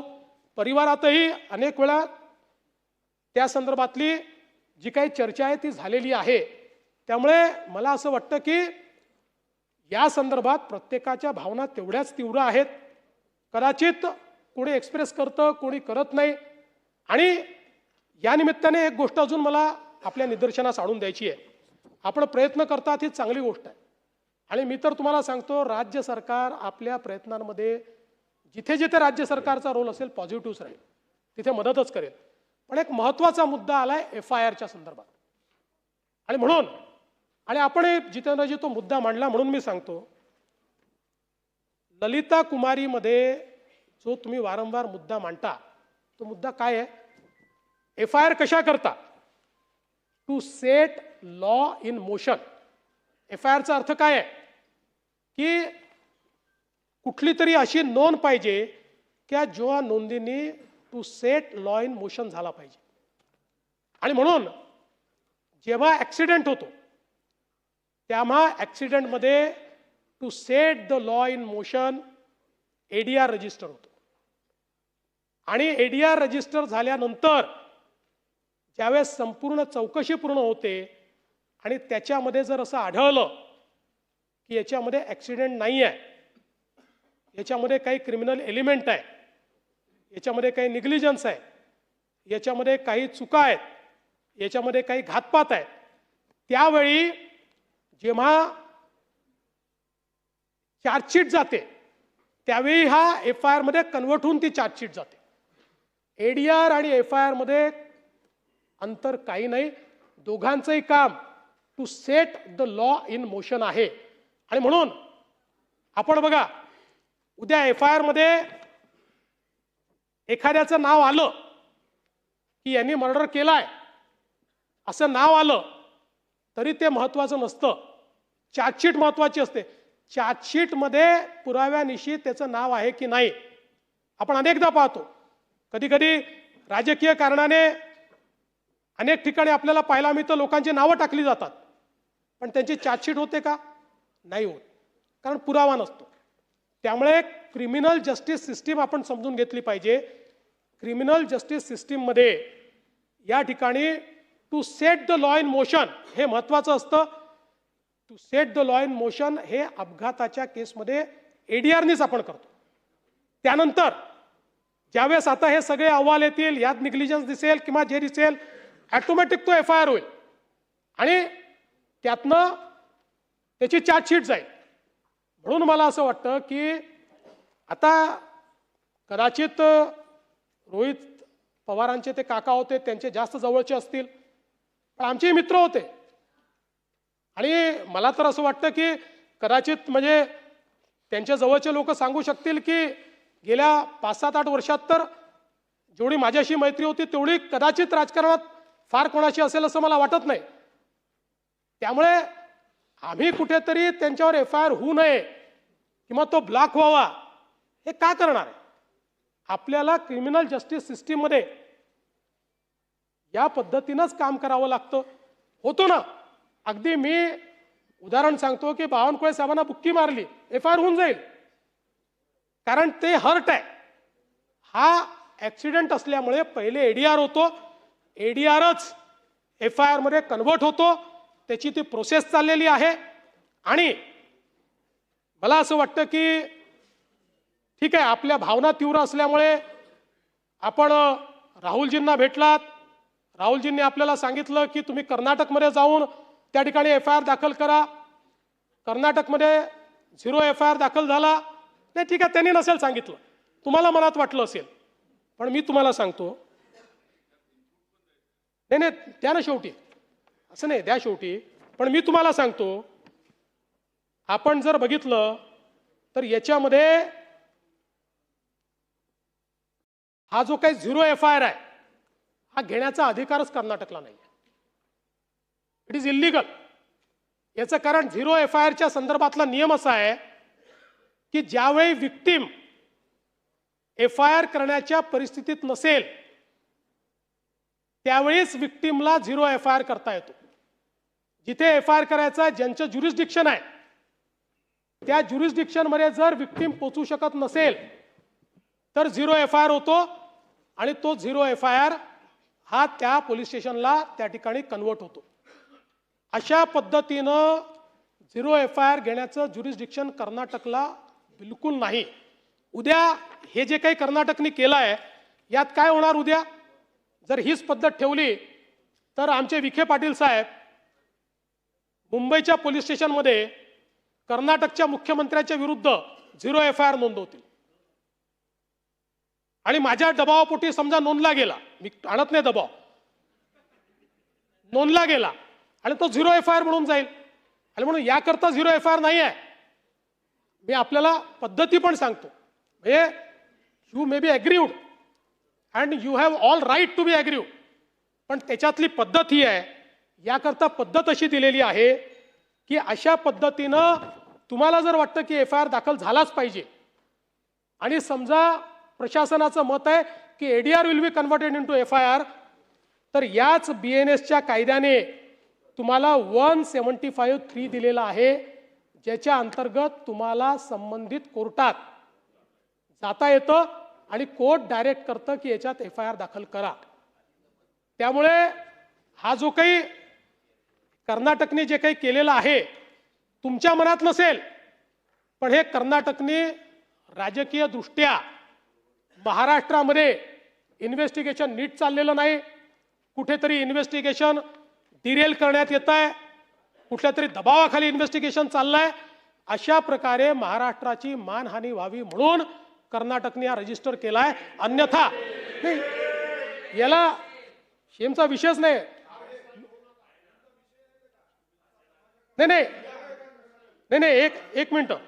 आणि म्हणून तुमची भावना नसली तरी खरं म्हणजे कर्नाटकमधल्या पोलीस स्टेशननी तुम्हाला हे सांगायला पाहिजे होतं की या ठिकाणी 0 FIR ची केस नाही आहे, कारण you have accessibility to the police station where it is registered, you have accessibility.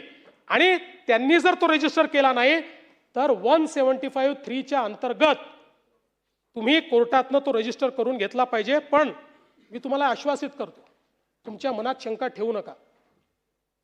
आकाश पाताळ एक करू, पण या केसमध्ये जर कोणाचा घातपात असेल, कोणाचाही बाप असला तरी त्याला खोदून काढू, सहन नाही करणार.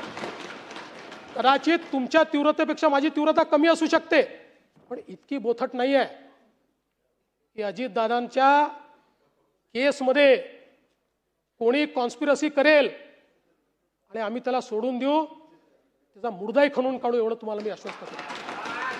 आणि पुन्हा सांगतो, तुम्ही जे प्रयत्न करतात माझं समर्थन आहे, मी त्याच्या विरोधात नाही आहे. फक्त ते प्रयत्न करत असताना माझी तुम्हाला विनंती आहे, तुम्ही तरुण आहात, इतरांची तीव्रता कमी आहे असं तुम्ही समजू नका. कदाचित तुमच्यामध्ये लिडरशिप आहे, तुम्ही समोर जाऊन करतात. काही असे असतील की ज्यांना मनातलं वाटतंय पण ती लिडरशिप त्यांना दाखवता येत नाही किंवा त्यांच्यामध्ये ती कार्यपद्धती नाही आहे. आणि म्हणून मी पुन्हा एकदा या निमित्ताने सांगतो की या संपूर्ण इन्व्हेस्टिगेशनमध्ये जे जे करावं लागेल, आणि आपल्याला माहिती आहे आपण स्वतः मला पत्र दिल्यानंतर आपण त्याचा उल्लेख केला, जसंच्या तसं मी ते पत्र केंद्र सरकारला पाठवलं आणि केंद्र सरकारकडे त्याचा पाठपुरावा मी करतोय. आणि म्हणून निश्चितपणे या संदर्भात मला असं वाटतं की कोणत्याही परिस्थितीमध्ये आपण यात काहीही चुकीचं हे होऊ देणार नाही, हे या निमित्ताने मी आपल्याला सांगतो. खरं म्हणजे कायदा आणि सुव्यवस्थेच्या संदर्भात बोलत असताना नानाभाऊ नाही आहेत. नानाभाऊंनी नरेंद्र मेहतांचा काहीतरी भूमाफिया म्हणून पत्र आला आहे अशा पद्धतीनं काहीतरी विषय मांडला. आपल्या सदनाचे सदस्य आहेत. मला नानाभाऊंना एवढंच सांगायचं आहे, ते भूमाफिया असतील, तसा पुरावा असेल माझ्याकडे द्या, मी त्यांच्यावर कारवाई करायला तयार आहे. पण कोणीतरी काहीतरी पत्र लिहित आहे म्हणून सभागृहात उद्या मी वडेट्टीवारांना भूमाफिया म्हणायचं, वडेट्टीवारांनी मला भूमाफिया म्हणायचं, असं थोडी चालणार आहे. काहीतरी पुरावा असला पाहिजे ना. कोणी महसूल मंत्र्यांनी म्हटलेलं आहे, मागे त्यांना सांगितलं की चुकीचे तुम्ही पुरावे घेऊन येताय. आणि दरवेळेस ते विषय मांडल्यानंतर शेवटी या सभागृहातल्या प्रत्येक व्यक्तीचं काही ना काही तर त्याची इब्रत आहे, इज्जत आहे. आणि मी सांगतो ना, त्यांच्याकडे पुरावा असेल, नरेंद्र मेहता माझ्या पक्षाचे असले तरी पहिला त्यांच्यावर कारवाई करणारा मी असेल. अध्यक्ष महोदय, या निमित्ताने काही विषय अजून महत्त्वाचे आहेत. विशेषतः महाराष्ट्रामध्ये साखर उद्योगाच्या संदर्भात एक प्रश्न निर्माण झालेला आहे. आणि विशेषतः आता यावर्षी एकूणच FRP देणं आणि त्यानंतर पुढचा सीझन या ठिकाणी कसा होईल असा प्रश्न निर्माण झाला आहे. जे काही FRPचे रेट्स वाढलेले आहेत आणि MSP न वाढल्यामुळे साखर कारखान्यांच्या समोर एक मोठी अडचण या ठिकाणी निर्माण झाली आहे. आणि म्हणून या संदर्भात एक बैठक राज्य सरकारच्या वतीनं घेण्यात आली होती. आणि त्या बैठकीमध्ये असा निर्णय झालेला आहे की या संदर्भात काही प्रश्न हे केंद्र सरकारच्या अखत्यारीत आहेत. त्याकरता पुढच्या आठवड्यामध्ये केंद्र सरकारमध्ये वेळ घ्यायचा आणि केंद्रासमोर त्या बाबी मांडायच्या. आणि यासोबत यावेळची आपत्कालीन परिस्थिती पाहता या ठिकाणी साखर उद्योगाला राज्य सरकारच्या वतीनं मदत करण्याचा निर्णय देखील आपण घेतलेला आहे. त्या संदर्भात कशा पद्धतीनं ही मदत करता येईल याची एक उच्चस्तरीय समिती ही आपण तयार केलेली आहे. त्या समितीच्या माध्यमातून या संदर्भात लवकरच निर्णय घेऊन साखर उद्योगाला जी काही मदत आहे ती मदत करण्याचा निर्णय आपण घेतो. केंद्राकडे ते सांगितलंच मी, केंद्राकडे जातो आणि आपणही मदत करतो. असंच कांद्याच्या संदर्भात देखील एक मोठी अडचण निर्माण झाली आहे. जवळपास आपण बघितलं तर देशाच्या जवळपास 50% उत्पादन कांद्याचं हे महाराष्ट्रामध्ये होते आणि त्यातली 60%च्या जवळपास नाशिकमध्ये होते. नाशिक, नगर, पुणे, सोलापूर प्रामुख्यानं हे कांद्याच्या जिल्ह्यात, बाकी जिल्ह्यात थोडं थोडं उत्पादन होतं. आणि आता आपण जर बघितलं तर त्याचाही खूप मोठा प्रश्न निर्माण झाला आहे. खरं म्हणजे आपण जर या ठिकाणी बघितलं तर देशामध्ये एकूण उत्पादित कांदा जो आहे त्याचं उत्पादन आणि देशाची तो कांदा कंझ्युम करण्याची क्षमता याच्यामध्ये 50%चा फरक आहे. जेवढा कांदा आपण तयार करतो त्याच्या 50%चीच खपत आपण देशांतर्गत करू शकतो. बाकी कांदा जो आहे तो आपल्याला त्या ठिकाणी वेगवेगळ्या पद्धतीनं कंझ्युम करावा लागतो. एकूण निर्यातीचा विचार केला तरी 10%पेक्षा जास्त निर्यात ही कांद्यामध्ये होत नाही. आणि म्हणून हा कांद्याचा जो प्रश्न आहे हा आपल्याला लॉंग टर्म पर्स्पेक्टिव्हनी सोडवावा लागेल. आत्ता शॉर्ट टर्म म्हणून आपल्याला कांद्याच्या शेतकऱ्याला मदत करावी लागेल. त्या दृष्टीनं आजच सकाळी बैठक झाली, सगळ्या लोकप्रतिनिधींनी त्यांचं म्हणणं मांडलंय त्यामध्ये आता आपण ACS कृषी, ACS वित्त आणि पणन सचिव यांची एक कमिटी तयार करून शेतकऱ्यांना आपल्याला काय मदत करता येईल याचा त्यांनी तात्काळ आराखडा तयार करावा अशा पद्धतीनं त्यांना सांगितलेलं आहे। आणि यासोबत ज्यावेळेस ही आपण ऊसाची बैठक घेणार आहोत त्याच दिवशी कांद्याची बैठक आपण लावून केंद्र सरकारकडेही कांद्याच्या संदर्भात आपल्याला काय मदत मिळू शकेल तो प्रयत्न आपण करणार आहोत। नुकतंच आपल्या पणन मंत्र्यांनी मॉरिशसच्या उच्चायुक्तांशी देखील चर्चा केली। त्यांनाही 1 लाख मेट्रिक टन कांद्याची गरज आहे, त्यामुळे त्यांनाही तो कांदा कसा पाठवता येईल हा प्रयत्न आपण पुढच्या काळात करणार आहोत। पण त्यासोबत लॉंग टर्मचा विचार केला तर काही प्रमाणात कॅश इन्सेंटिव्ह देऊन आणि वेगवेगळे इन्सेंटिव्ह देऊन कांद्याच्या पिकाखालची जमीन ही कमी करणं आणि इतर पिकांना प्रोत्साहन देणं, ज्या पिकांमध्ये कांद्यापेक्षा चांगलं व्हॅल्यू प्रपोजिशन तयार होईल अशा पद्धतीचा विचार आपल्याला करावा लागेल। त्यामुळे कृषी विद्यापीठ आणि समिती याचाही विचार करेल की पुढच्या काळामध्ये आपल्याला, कारण शेवटी सप्लाय आणि डिमांडवर मार्केट चालतं, आज आपल्या डिमांडपेक्षा दुप्पट सप्लाय आपल्याकडे आहे आणि विशेषतः खरीप आणि खरीपपूर्व जो कांदा आहे याचा इतका स्टॉक आपल्याकडे असतो, रबी कांद्याचा तेवढा प्रश्न निर्माण होत नाही आणि म्हणून त्या संदर्भात निश्चितपणे कांदा उत्पादक शेतकऱ्याला देखील मदत करण्याचा निर्णय हा आपण घेतला आहे। यासोबत आंबा आणि काजू, पहिली बैठक हीच झाली होती। चालू वर्षीच्या वातावरणातील बदलामुळे कोकणातील प्रमुख पीक असलेल्या आंबा आणि काजू पिकाला खूप कमी प्रमाणात फळधारणा झाली आहे। याबाबत कोकणातील दोन्ही सभागृहातील लोकप्रतिनिधींसोबत 17 मार्च 2026 रोजी बैठक घेऊन त्यांची मते विचारात घेतली। सरकारने क्षेत्रीय पातळीवर झालेल्या नुकसानीचा प्राथमिक अहवाल कृषी विभाग व डॉक्टर बाळासाहेब सावंत कोकण कृषी विद्यापीठाकडून मागवला असून सुकृतदर्शनी फळबागांचे मोठ्या प्रमाणात नुकसान झाल्याचे निदर्शनास आले आहे। आंबा पिकाबाबत कोकणात पालघर, ठाणे, रायगड, रत्नागिरी व सिंधुदुर्ग या जिल्ह्यांमध्ये आंबा पिकाखाली 1,24,571 हेक्टर क्षेत्र लागवडीखाली आहे। आंबा पिकासाठी एकूण 302 महसूल मंडळ अधिसूचित असून 35,580 हेक्टर क्षेत्रावर 80,418 शेतकऱ्यांनी हवामान आधारित फळपीक विमा योजनेत सहभाग घेऊन आंबा पिकाचा विमा उतरवला आहे। आंबा पिकासाठी सद्यस्थितीत फळपीक विमा योजनेअंतर्गत नुकसानीचे कमी तापमान व जास्त तापमान हे ट्रिगर हिट झाले असून त्यासाठी कोकणातील साधारण 302 पैकी 155 महसूल मंडळात नुकसान भरपाई देय झाली आहे। ही नुकसान भरपाई कमी तापमानासाठी कमीत कमी रुपये 6,071 तर जास्तीत जास्त रुपये 34,000 प्रति हेक्टरी अशी आहे, तर जास्त तापमानासाठी कमीत कमी रुपये 17,171 तर जास्तीत जास्त 68,000 रुपये प्रति हेक्टर इतकी आहे। अवेळी पाऊस, गारपीट, वेगाचा वारा पासून नुकसान घटकांसाठी आंब्याला 15 मे पर्यंत विमा संरक्षण कालावधी आहे। त्यामुळे या घटकापासून नुकसान झाल्यास या नुकसान भरपाईत वाढ अपेक्षित आहे। आंब्यासाठी एकूण विमा संरक्षित रक्कम 2,27,000 प्रति हेक्टर आहे। काजू पिकाबाबत कोकणात काजू पिकाखालील 1,75,140 हेक्टर क्षेत्र लागवडीखाली आहे।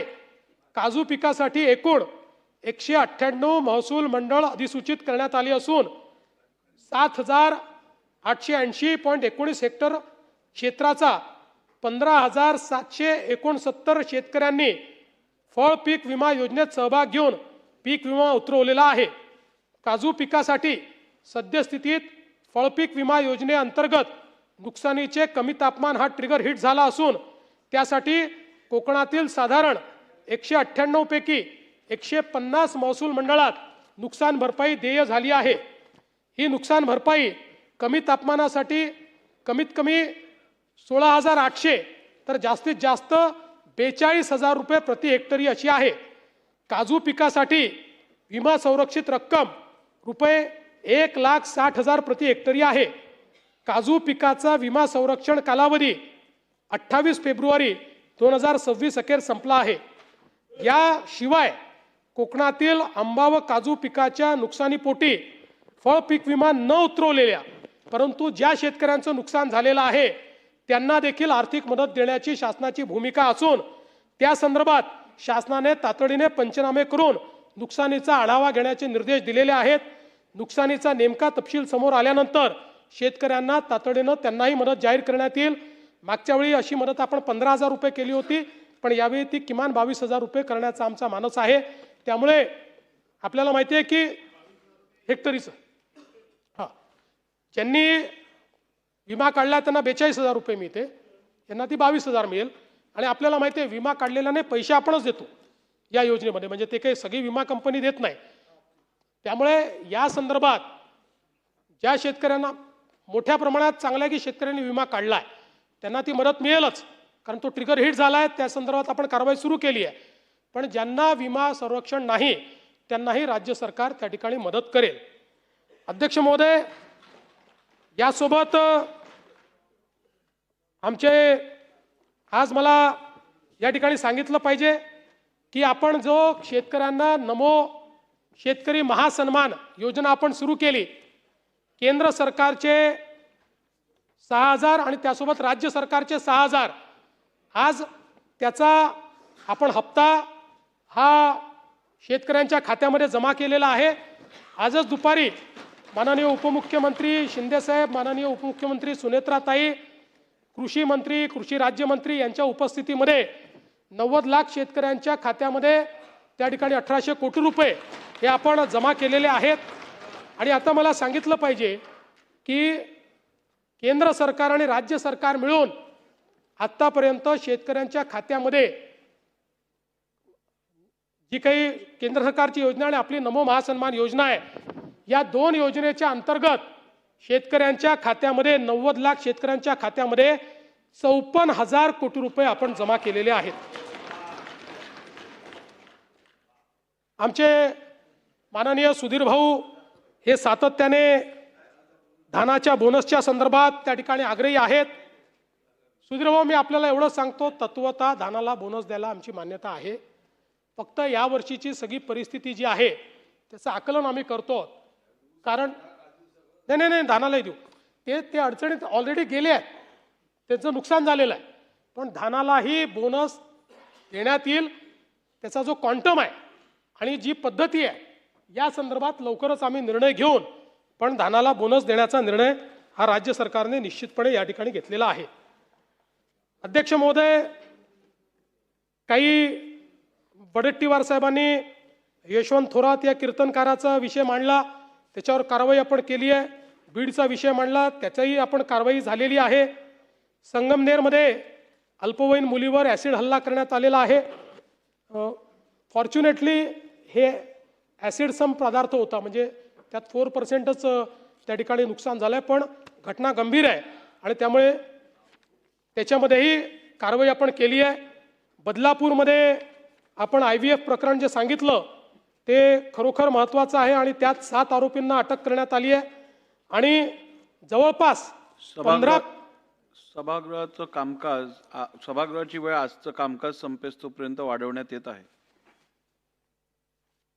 त्यामध्ये जवळपास 15 पीडित महिला ज्या आहेत त्या आपण शोधून काढल्या आहेत। या ठिकाणी अमित साटमा यांनी काही महत्त्वाचे मुद्दे मांडले आहेत।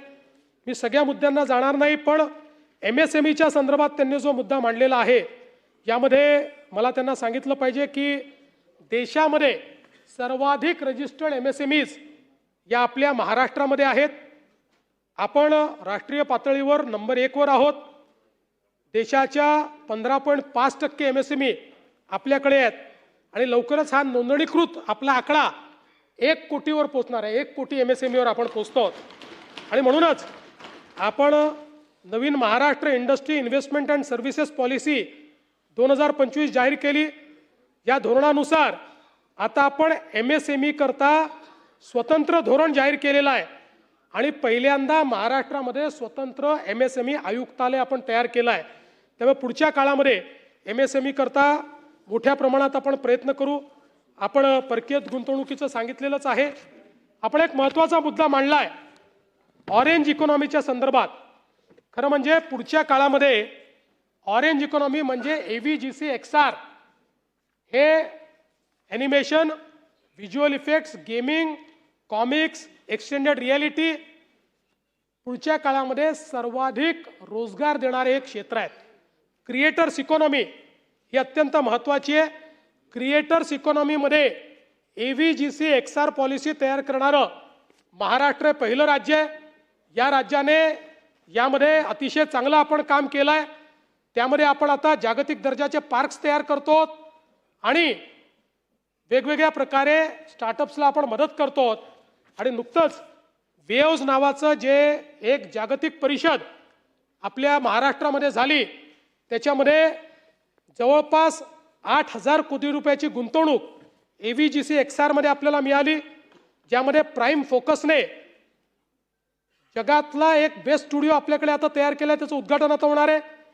गोदरेजनी देखील या ठिकाणी मोठी इन्व्हेस्टमेंट केली आहे आणि युनिव्हर्सिटी ऑफ वेस्टर्न ऑस्ट्रेलिया हे देखील या क्षेत्रामध्ये काही इन्व्हेस्टमेंट करतायत आणि मोठ्या प्रमाणात यातनं रोजगाराची निर्मिती होणार आहे. आणि सगळ्यात महत्त्वाचं की AVGC क्षेत्रातलं IIT म्हणजे Indian institute of creative technology हे पहिलं IIT मुंबईला मिळालेलं आहे. मुंबईमध्ये ते आपण सुरू केलेलं आहे.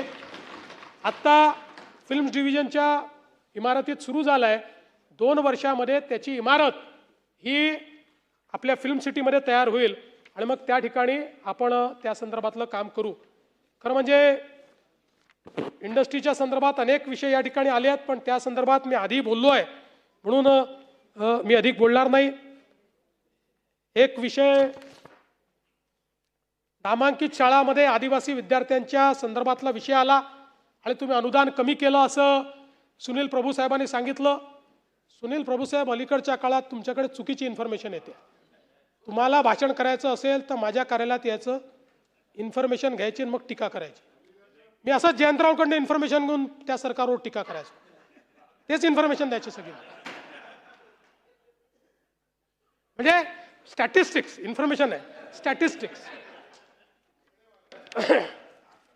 त्यामुळे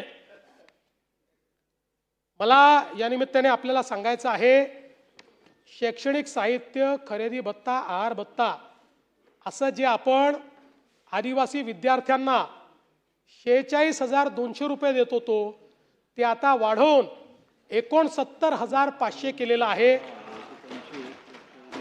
23,300 रुपयाची वाढ, भरीव वाढ ही त्याच्यामध्ये केलेली आहे. त्यामुळे ज्यांनी तुम्हाला ती इन्फॉर्मेशन दिली त्यांना नंतर रागवा की अशा प्रकारे मला चुकीची इन्फॉर्मेशन देत जाऊ नको. आणि नियत व्ययाच्या संदर्भात मी ऑलरेडी सांगितलेलं आहे, त्यामुळे पुन्हा तो विषय मी या ठिकाणी मांडणार नाही. त्यासोबत एक महत्त्वाचा विषय हा पर्यावरणाच्या संदर्भातला या ठिकाणी आदित्यजी तुम्ही मांडला, अनेक सदस्यांनी या ठिकाणी मांडला, सुनील प्रभूंनी मांडला. खरं म्हणजे आज आपल्याकरता अतिशय महत्त्वाचा विषय झालेला आहे.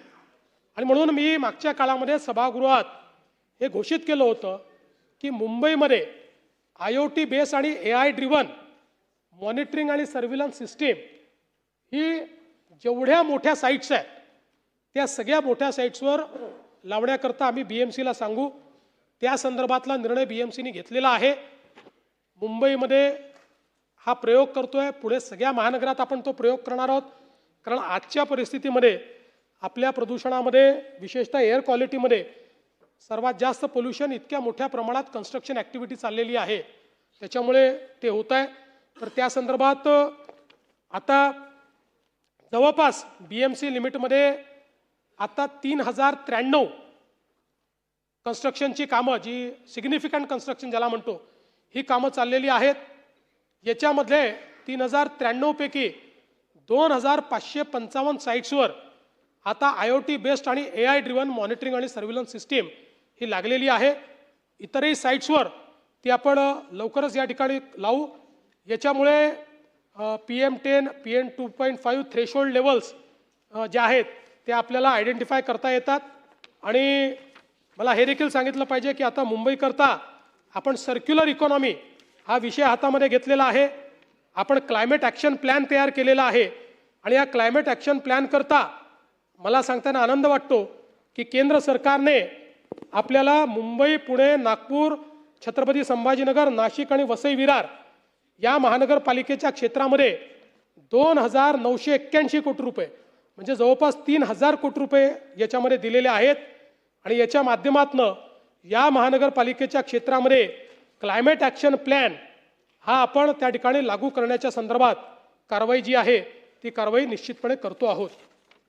एक विषय अकोला महानगरपालिकेच्या डेब्रिसच्या संदर्भात वडेट्टीवार साहेब नसल्यामुळे त्यांना पाठवून देईल, वेळ कशाला घेऊ, त्यांनी मांडला होता. एक महत्त्वाचा विषय 300 कोटी वृक्ष लागवडीचा जो आपण कार्यक्रम हातामध्ये घेतलेला आहे. राष्ट्रीय वन धोरण 1988 अनुसार देशाच्या एकूण भौगोलिक क्षेत्रापैकी किमान 33% क्षेत्र वनाच्छादित व वृक्षाच्छादित असणे अपेक्षित आहे. या पार्श्वभूमीवर पर्यावरण संवर्धन, हवामान बदलाशी मुकाबला व ग्रामीण रोजगार निर्मिती या त्रिसूत्री उद्दिष्टावर आधारित महाराष्ट्र राज्य हरित क्षेत्र वाढवण्यासाठी 300 कोटी वृक्ष लागवडीची मोहीम आपण हातात घेतली आहे. सदर जी काही मोहीम आहे ती पुढच्या 7 ते 10 वर्षामध्ये आपल्याला घ्यायची आहे, पण शक्यतोवर 7 वर्षात ती पूर्ण करण्याचा आपला मानस आहे. आणि यामध्ये स्थानिक व देशी प्रजातींना प्राधान्य देत भूप्रदेश आधारित परिसंस्था म्हणजे लँडस्केप बेस्ड इकोसिस्टीम अप्रोच हा आपण याच्यामध्ये ठेवलेला आहे. आणि यासाठी डिजिटल आणि उपग्रह आधारित निरीक्षण व नियंत्रण प्रणाली आपण विकसित करतो.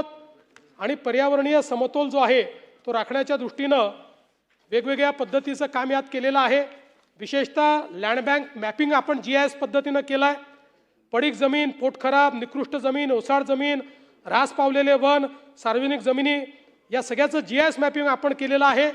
मोठ्या प्रमाणात नर्सरीजचा दर्जा आपण सुधारतो, नवीन नर्सरीज आपण तयार करतो आणि त्या माध्यमातून हा महत्त्वाकांक्षी आपण प्रयोग या ठिकाणी करणार आहे. वडेट्टीवार साहेबांनी एक धारावीच्या करता तुम्ही जागा देण्याकरता मुंबईच्या डम्पिंगच्या जागेचा 2200 कोटीचा टेंडर काढलं, कर्नाटकच्या कंपनीला दिलं, असे अनेक गोष्टी त्यांनी सांगितल्या. यामध्ये पहिल्यांदा तर आपण हे लक्षात घेतलं पाहिजे की आपल्या कायद्याप्रमाणे मुंबईच्या सगळ्या डम्प यार्डचं बायोमायनिंग करणं हे आता कंपल्सरी आहे. सगळीकडचा जो काही कचरा आहे या कचऱ्याचं बायोमायनिंग करून लँड रिक्लेम करणं हे मॅन्डेट आपल्याला मिळालं आहे. या ठिकाणी गोरोई, मुलुंड या सगळीकडे हे काम आता आपण सुरू केलेलं आहे. या संदर्भात महानगरपालिकेने बायोमायनिंगची 2,440 कोटीची निविदा दिली आहे, 2200 नाही.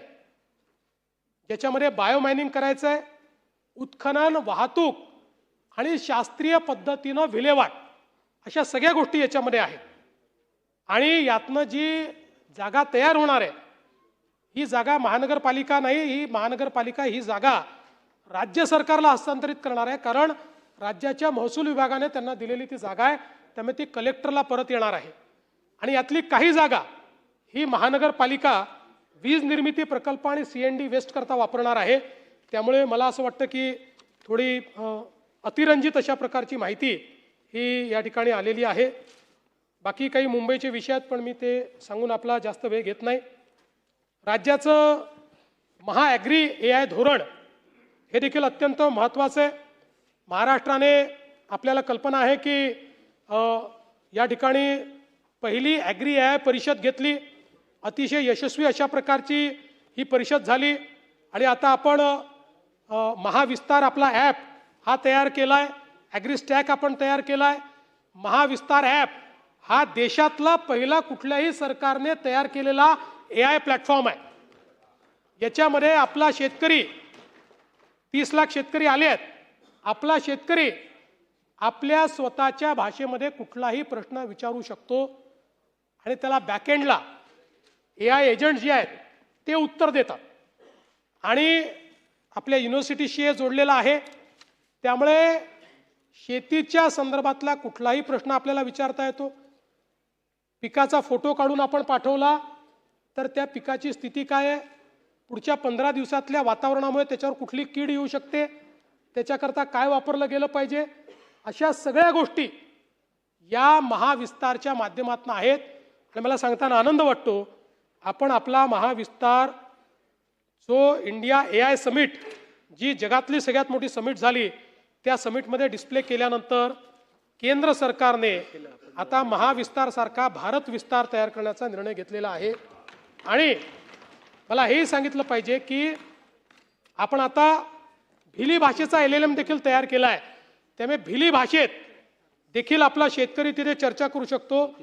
महाराष्ट्रातल्या सगळ्या बोलीभाषा याच्यामध्ये आपण आणणार आहोत की ज्याच्या माध्यमातून शेतकऱ्याला त्या भाषेमध्ये जे काही आहे ते मिळेल. त्यामुळे इमेज बेस्ड कीड आणि रोग ओळखणे या पद्धतीला लॉन्च केला आहे. चॅटबॉट आपण तयार केला आहे. ज्यांच्याकडे स्मार्टफोन नाही त्यांना टेलिफोनिक ॲप्लिकेशन दिली आहे. आणि मोठ्या प्रमाणात महाराष्ट्र शासन, एस्टेप फाउंडेशन, जागतिक बँक यांचा त्रिपक्षीय करार करून याचा जागतिक पातळीवर आपल्याला कसा उपयोग करता येईल हा प्रयत्न आपण करतो आहोत. जलसंपदा विभागाचं यापूर्वीच मी सांगितलेलं आहे. एक महत्त्वाचा निर्णय काल आपल्या महसूल विभागाच्या अंतर्गत मंत्रिमंडळाने घेतलेला आहे. आणि हा निर्णय विशेषतः ग्रामीण भागात आणि शहरी भागातही पण मुंबई आणि MMR वगळून हा निर्णय आमदारांना अतिशय आवडेल. 1 जानेवारी 2011 पर्यंतचे सर्व निवासी अतिक्रमणं नियमित करण्याचा आपण निर्णय घेतलेला आहे. यामध्ये 500 चौरस फुटापर्यंतचं विनामूल्य, 500 ते 1500 चौरस फूट 10% बाजार मूल्याच्या, आणि जर व्यावसायिक भाग असेल तर 25% अशा पद्धतीनं याची रचना केली आहे. त्यामुळे आता या संदर्भात अनेक वर्षाची मागणी होती की 2011 पर्यंतची अतिक्रमणं ही नियमित करावी. त्यास मुंबई आणि MMRला हे लागू नाही, कारण इथे जागेची कमतरता आहे ना, बाकी ठिकाणी जागा आहे. गायरांचं जे आहे ते गायरान जमिनीमध्ये ती जमीन ग्रामपंचायतला हस्तांतरित करून त्यांनी प्रधानमंत्री आवास योजनेत त्याला मान्यता द्यायची. यासोबत एक विषय आपल्या वैधानिक विकास मंडळाचा आला. मला अतिशय आनंद आहे सुधीर भाऊ, आणि मला आनंद या गोष्टीचा आहे की ज्यांनी वैधानिक विकास मंडळं बंद केली त्यांनीच वैधानिक विकास मंडळ सुरू करा म्हणून आपल्याकडे आग्रह केलेला आहे. आणि त्या संदर्भात आपला प्रस्ताव केंद्राकडे गेलेला आहे. केंद्रासोबत त्याची चर्चा चाललेली आहे. पण मला लक्षात आणून द्यायचं आहे, वैधानिक विकास मंडळं नसली तरी निधीच्या वाटपाचं सूत्र आपण पाहिलेलं आहे. विदर्भाला 23.3% निधी द्यायचा आहे, आपण 25.85% देतोय. मराठवाड्याला 18% निधी द्यायचा आहे, आपण 19% निधी देतोय. त्यामुळे विदर्भ आणि मराठवाड्याचं जे सूत्र आहे त्या सूत्रापेक्षा तसूभर जास्तच निधी या ठिकाणी आपण देतोय.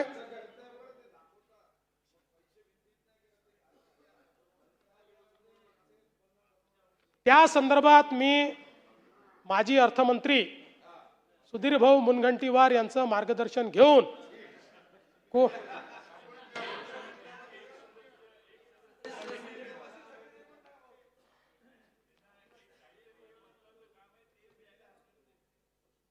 मला या निमित्ताने सांगायचं आहे की आपण housing for all he policy आणतो, ज्याच्यामध्ये प्रत्येक मुंबईकराला किमान 300 स्क्वेअर फीट जागा मिळण्याचा हक्क हा आपण देतो आहोत. आणि या अंतर्गत जे भाडेकरू आहेत, म्हणजे मुंबईत काही वेळा भाडूच म्हणतात, पण ते भाडूच शब्द चांगला वाटत नाही, त्याला काय म्हणायचं दुसरा शब्द, भाडेकरू म्हणते टेनंट. हा, टेनंट. हां, या सगळ्यांचा इन्क्ल्युजन याच्यामध्ये आपण करत आहोत. आणि या संदर्भात वेगवेगळ्या पद्धतीनं LIG, AWS वगैरे अशा सगळ्या गोष्टी त्याच्यामध्ये इन्क्लूड करून मुंबईतला जो सामान्य मुंबईकर आहे त्याला आपण निश्चितपणे दिलासा देतो. नदी प्रदूषणाच्या संदर्भातला विषयाला गोदावरीचा विषय विशेषतः मांडला गेला. सिंहस्थ कुंभमेळ्याच्या दृष्टीने नियोजन करण्यासाठी नाशिक महानगरपालिकेच्या मलनिस्सारण प्रकल्पास सार्वजनिक खासगी भागीदारी तत्वावर राबविण्यासाठी नगर विकास विभागाने शासन निर्णयान्वये 1482 कोटी रुपयाच्या प्रकल्पाला मान्यता दिली आहे। याच्या संदर्भातलं कार्यादेश देण्यात आलेला आहे।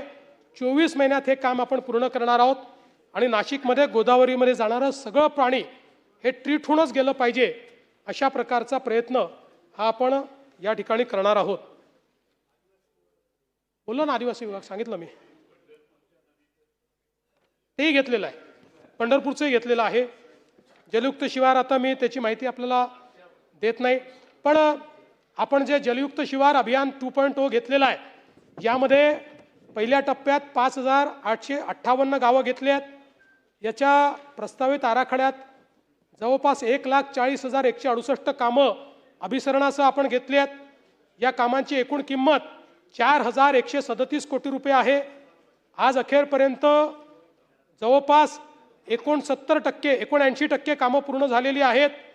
1,834 कोटी रुपये अभिसरणासह आपण त्या ठिकाणी दिले आहेत।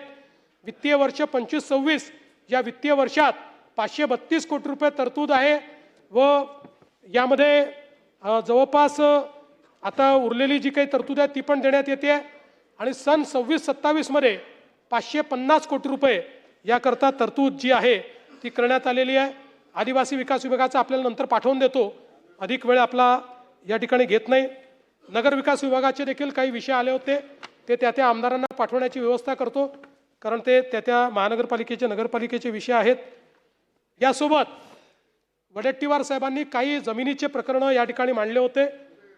त्यामध्ये ओवे या ठिकाणची जी काही केस आहे त्या केसमध्ये खऱ्या अर्थानं त्यांनी जी भूमिका मांडली ती योग्य आहे। शासनाने यापूर्वीच त्या संदर्भातली कारवाई केलेली आहे आणि संबंधितांवर कारवाई जी आहे ती कारवाई केली आहे।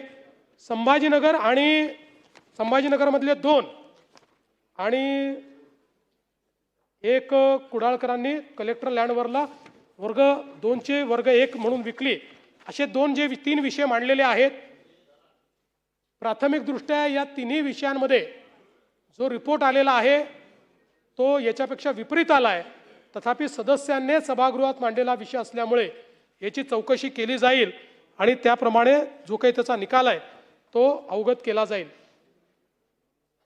सामाजिक न्यायाच्या अंतर्गत काही खरेदीच्या विषयातला विषय आला होता, त्याही संदर्भात खूप मोठी नोट आहे, मी वाचून आपला वेळ घेत नाही, पण आपण प्रवेशित विद्यार्थ्यांना शालेय गणवेश घेण्यासाठी आधार संलग्न बँक खात्यात DBT द्वारे जमा करतो आणि त्या अन्वये आपण जवळपास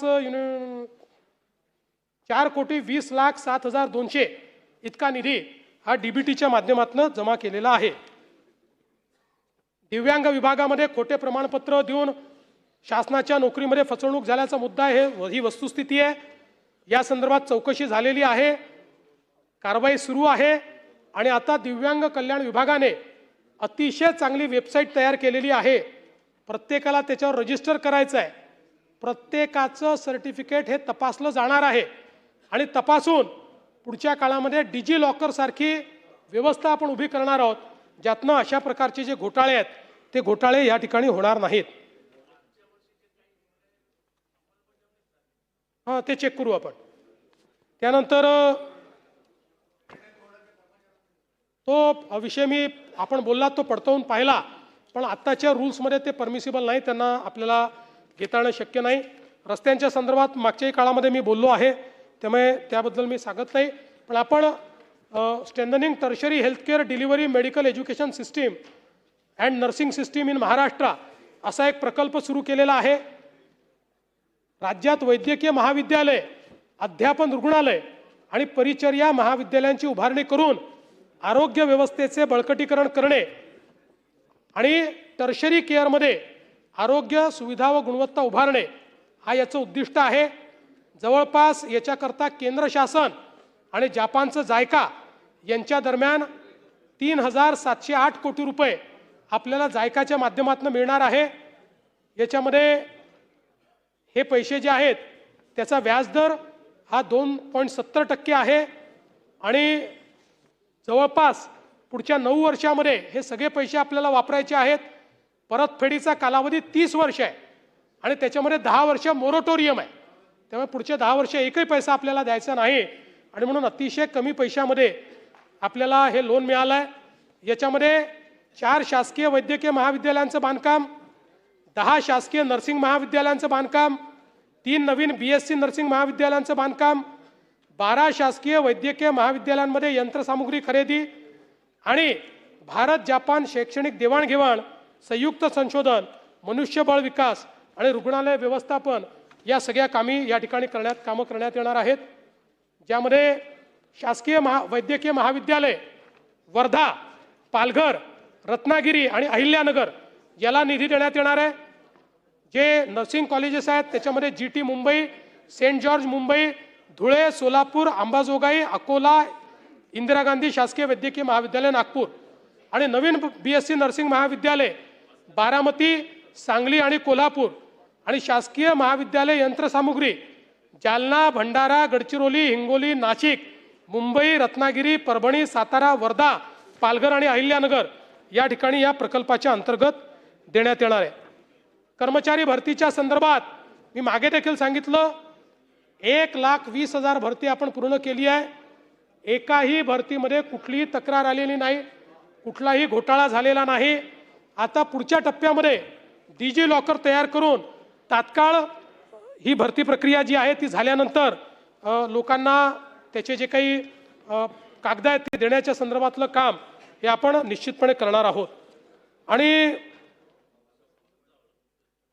मला हे देखील सांगितलं पाहिजे, केंद्र सरकारच्या माध्यमातूनही मोठ्या प्रमाणात आपल्याला भरीव अशा प्रकारची मदत मिळते आहे. आपल्याला आता जवळपास वित्त आयोगाच्या माध्यमातून त्या ठिकाणी अर्बन बॉडीज करता 3,000 कोटी रुपये मिळत आहेत.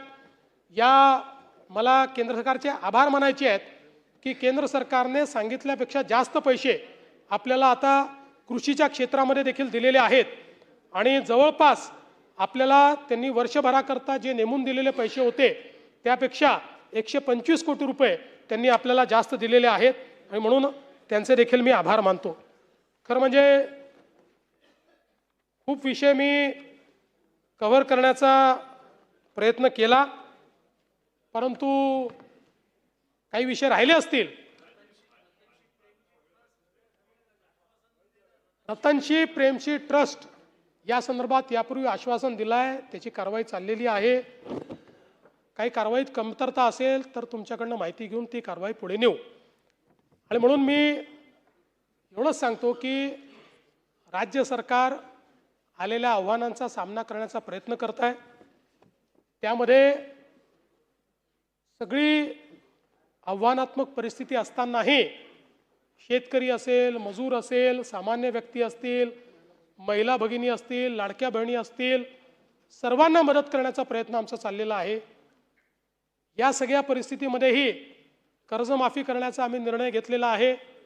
त्या संदर्भातली कारवाई अत्यंत वेगाने पुढे चाललेली आहे आणि एकूणच राज्यातल्या सामान्य माणसाच्या जीवनामध्ये या ठिकाणी परिवर्तन व्हावं असा आमचा प्रयत्न आहे. त्यामध्ये विरोधी पक्षानेही यापूर्वी आम्हाला काही प्रकरणात मदत केली आहे. पुढेही आपली मदत अशीच आम्हाला मिळत राहावी अशी अपेक्षा व्यक्त करतो. प्रश्न विचारणं हा आपला अधिकार आहे, उत्तर देणं हे आमचं कर्तव्य आहे आणि म्हणून एवढंच म्हणतो, वो शोर मचाते रह गए और हम काम करते रह गए.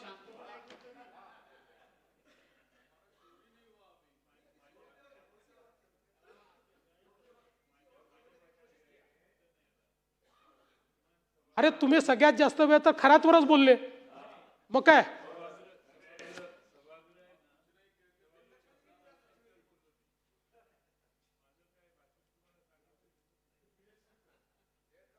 मी तुमचं भाषण स्वतःच ऐकलं, मी बसलो होतो, ऑफिसमध्ये बसलो होतो. पण जयंतरावांच्या भाषणातलं जर काही राहिलं असेल तर तेही त्यांना प्रत्यक्ष भेटून सांगण्यात येईल. ही नवीन पद्धत आहे, थेट सर्व्हिस. आणि म्हणून वो शोर मचाते रह गए हम काम करते रहे और इतिहास गवाह है हम आगे बढ़ते रहे। धन्यवाद।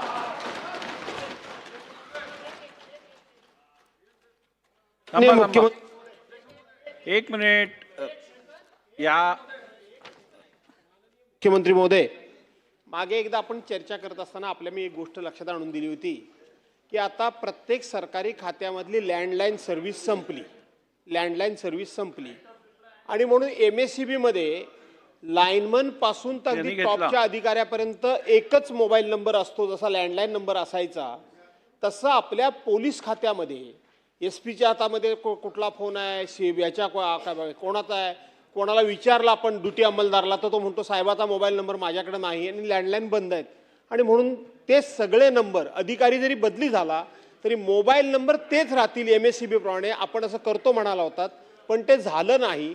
हे आपण कराल का? एवढा छोटा प्रश्न. अध्यक्ष महोदय, गृह विभागाला आदेश देण्यात येतील आणि आपण जे म्हटलेलं आहे ते कशा पद्धतीनं करता येईल तो प्रयत्न आपण करू. बोला. राईट टू रिप्लाय कोणाचं?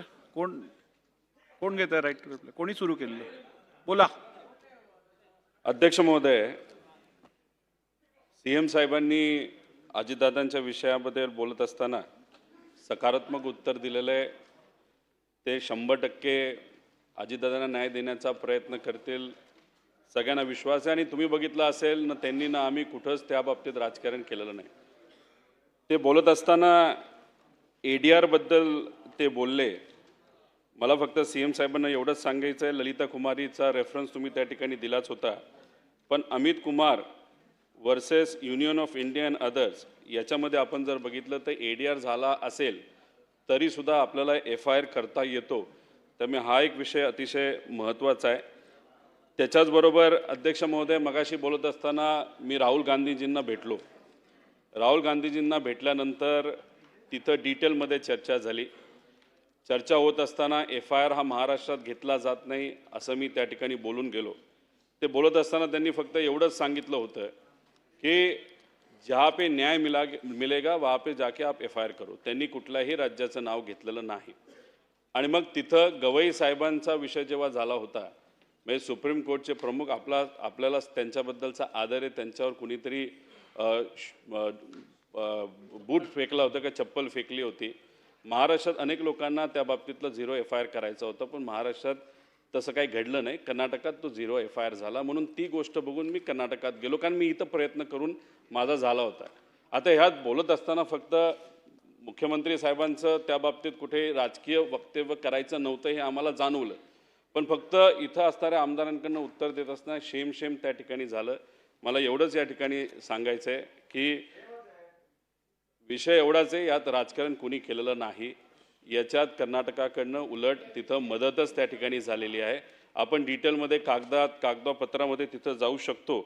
आणि त्याच्यात राज्यसभेमध्ये हाच मुद्दा चर्चेत आला होता.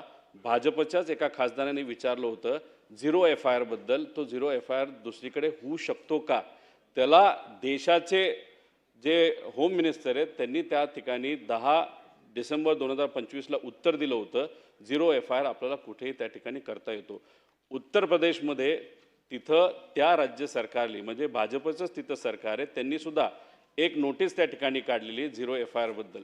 त्यामुळे 0 FIR हा होऊ शकतो. कर्नाटकाली तो केलेला आहे, पण तो आता महाराष्ट्राकडे ट्रान्सफर झालेला आहे. म्हणजे इन्व्हेस्टिगेशन ते करू शकत नाहीत, FIR करू शकतात.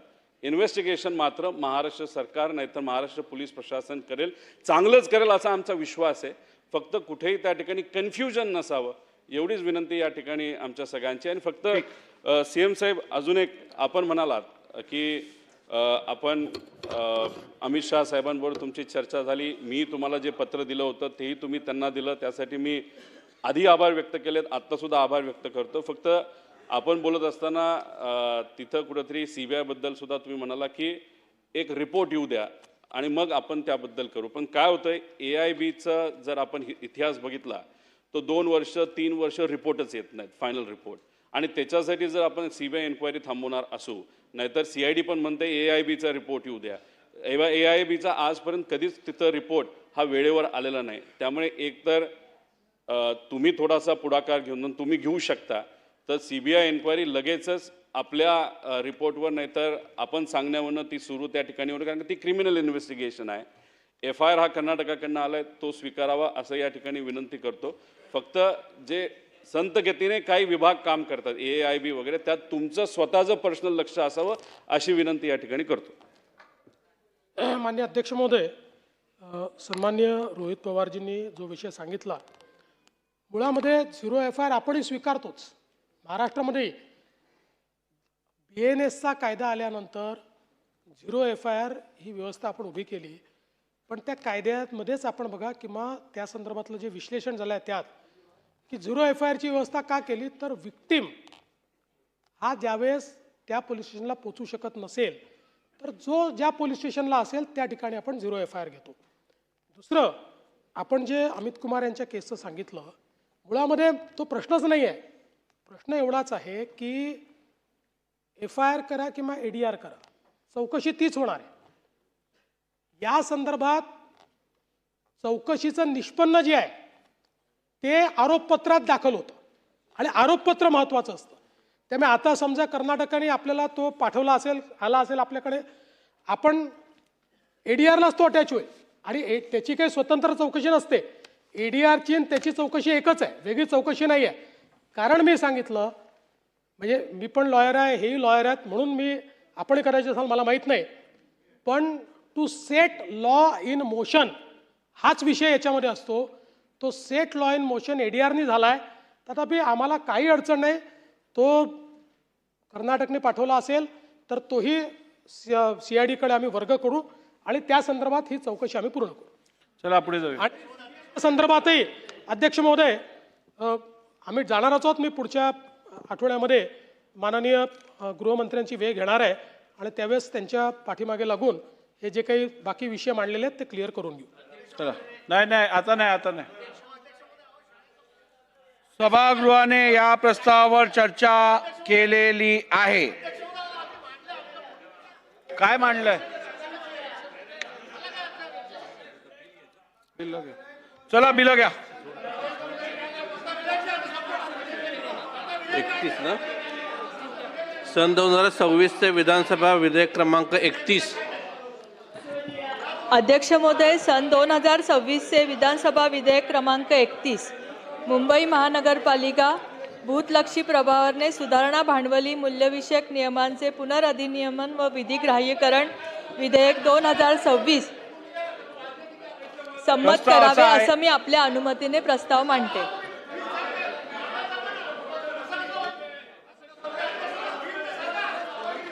प्रस्ताव असा आहे की सन 2026 विधानसभा विधेयक क्रमांक 31 मुंबई महानगरपालिका भूतलक्षी प्रभावाने सुधारणा भांडवली मूल्यविषयक नियमांचे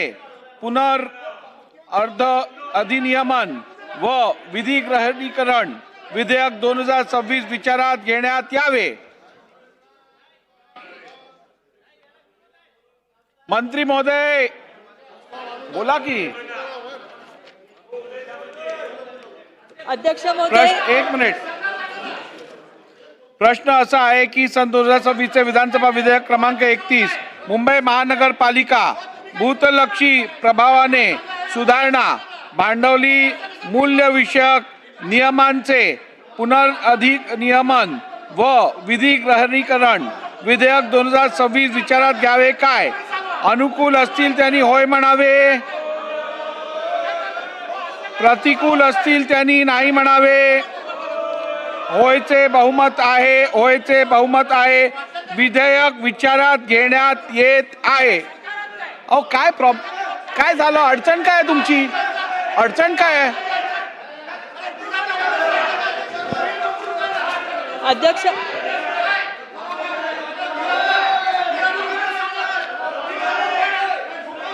आशिषजी मगाशीच विचारात घे. बसा.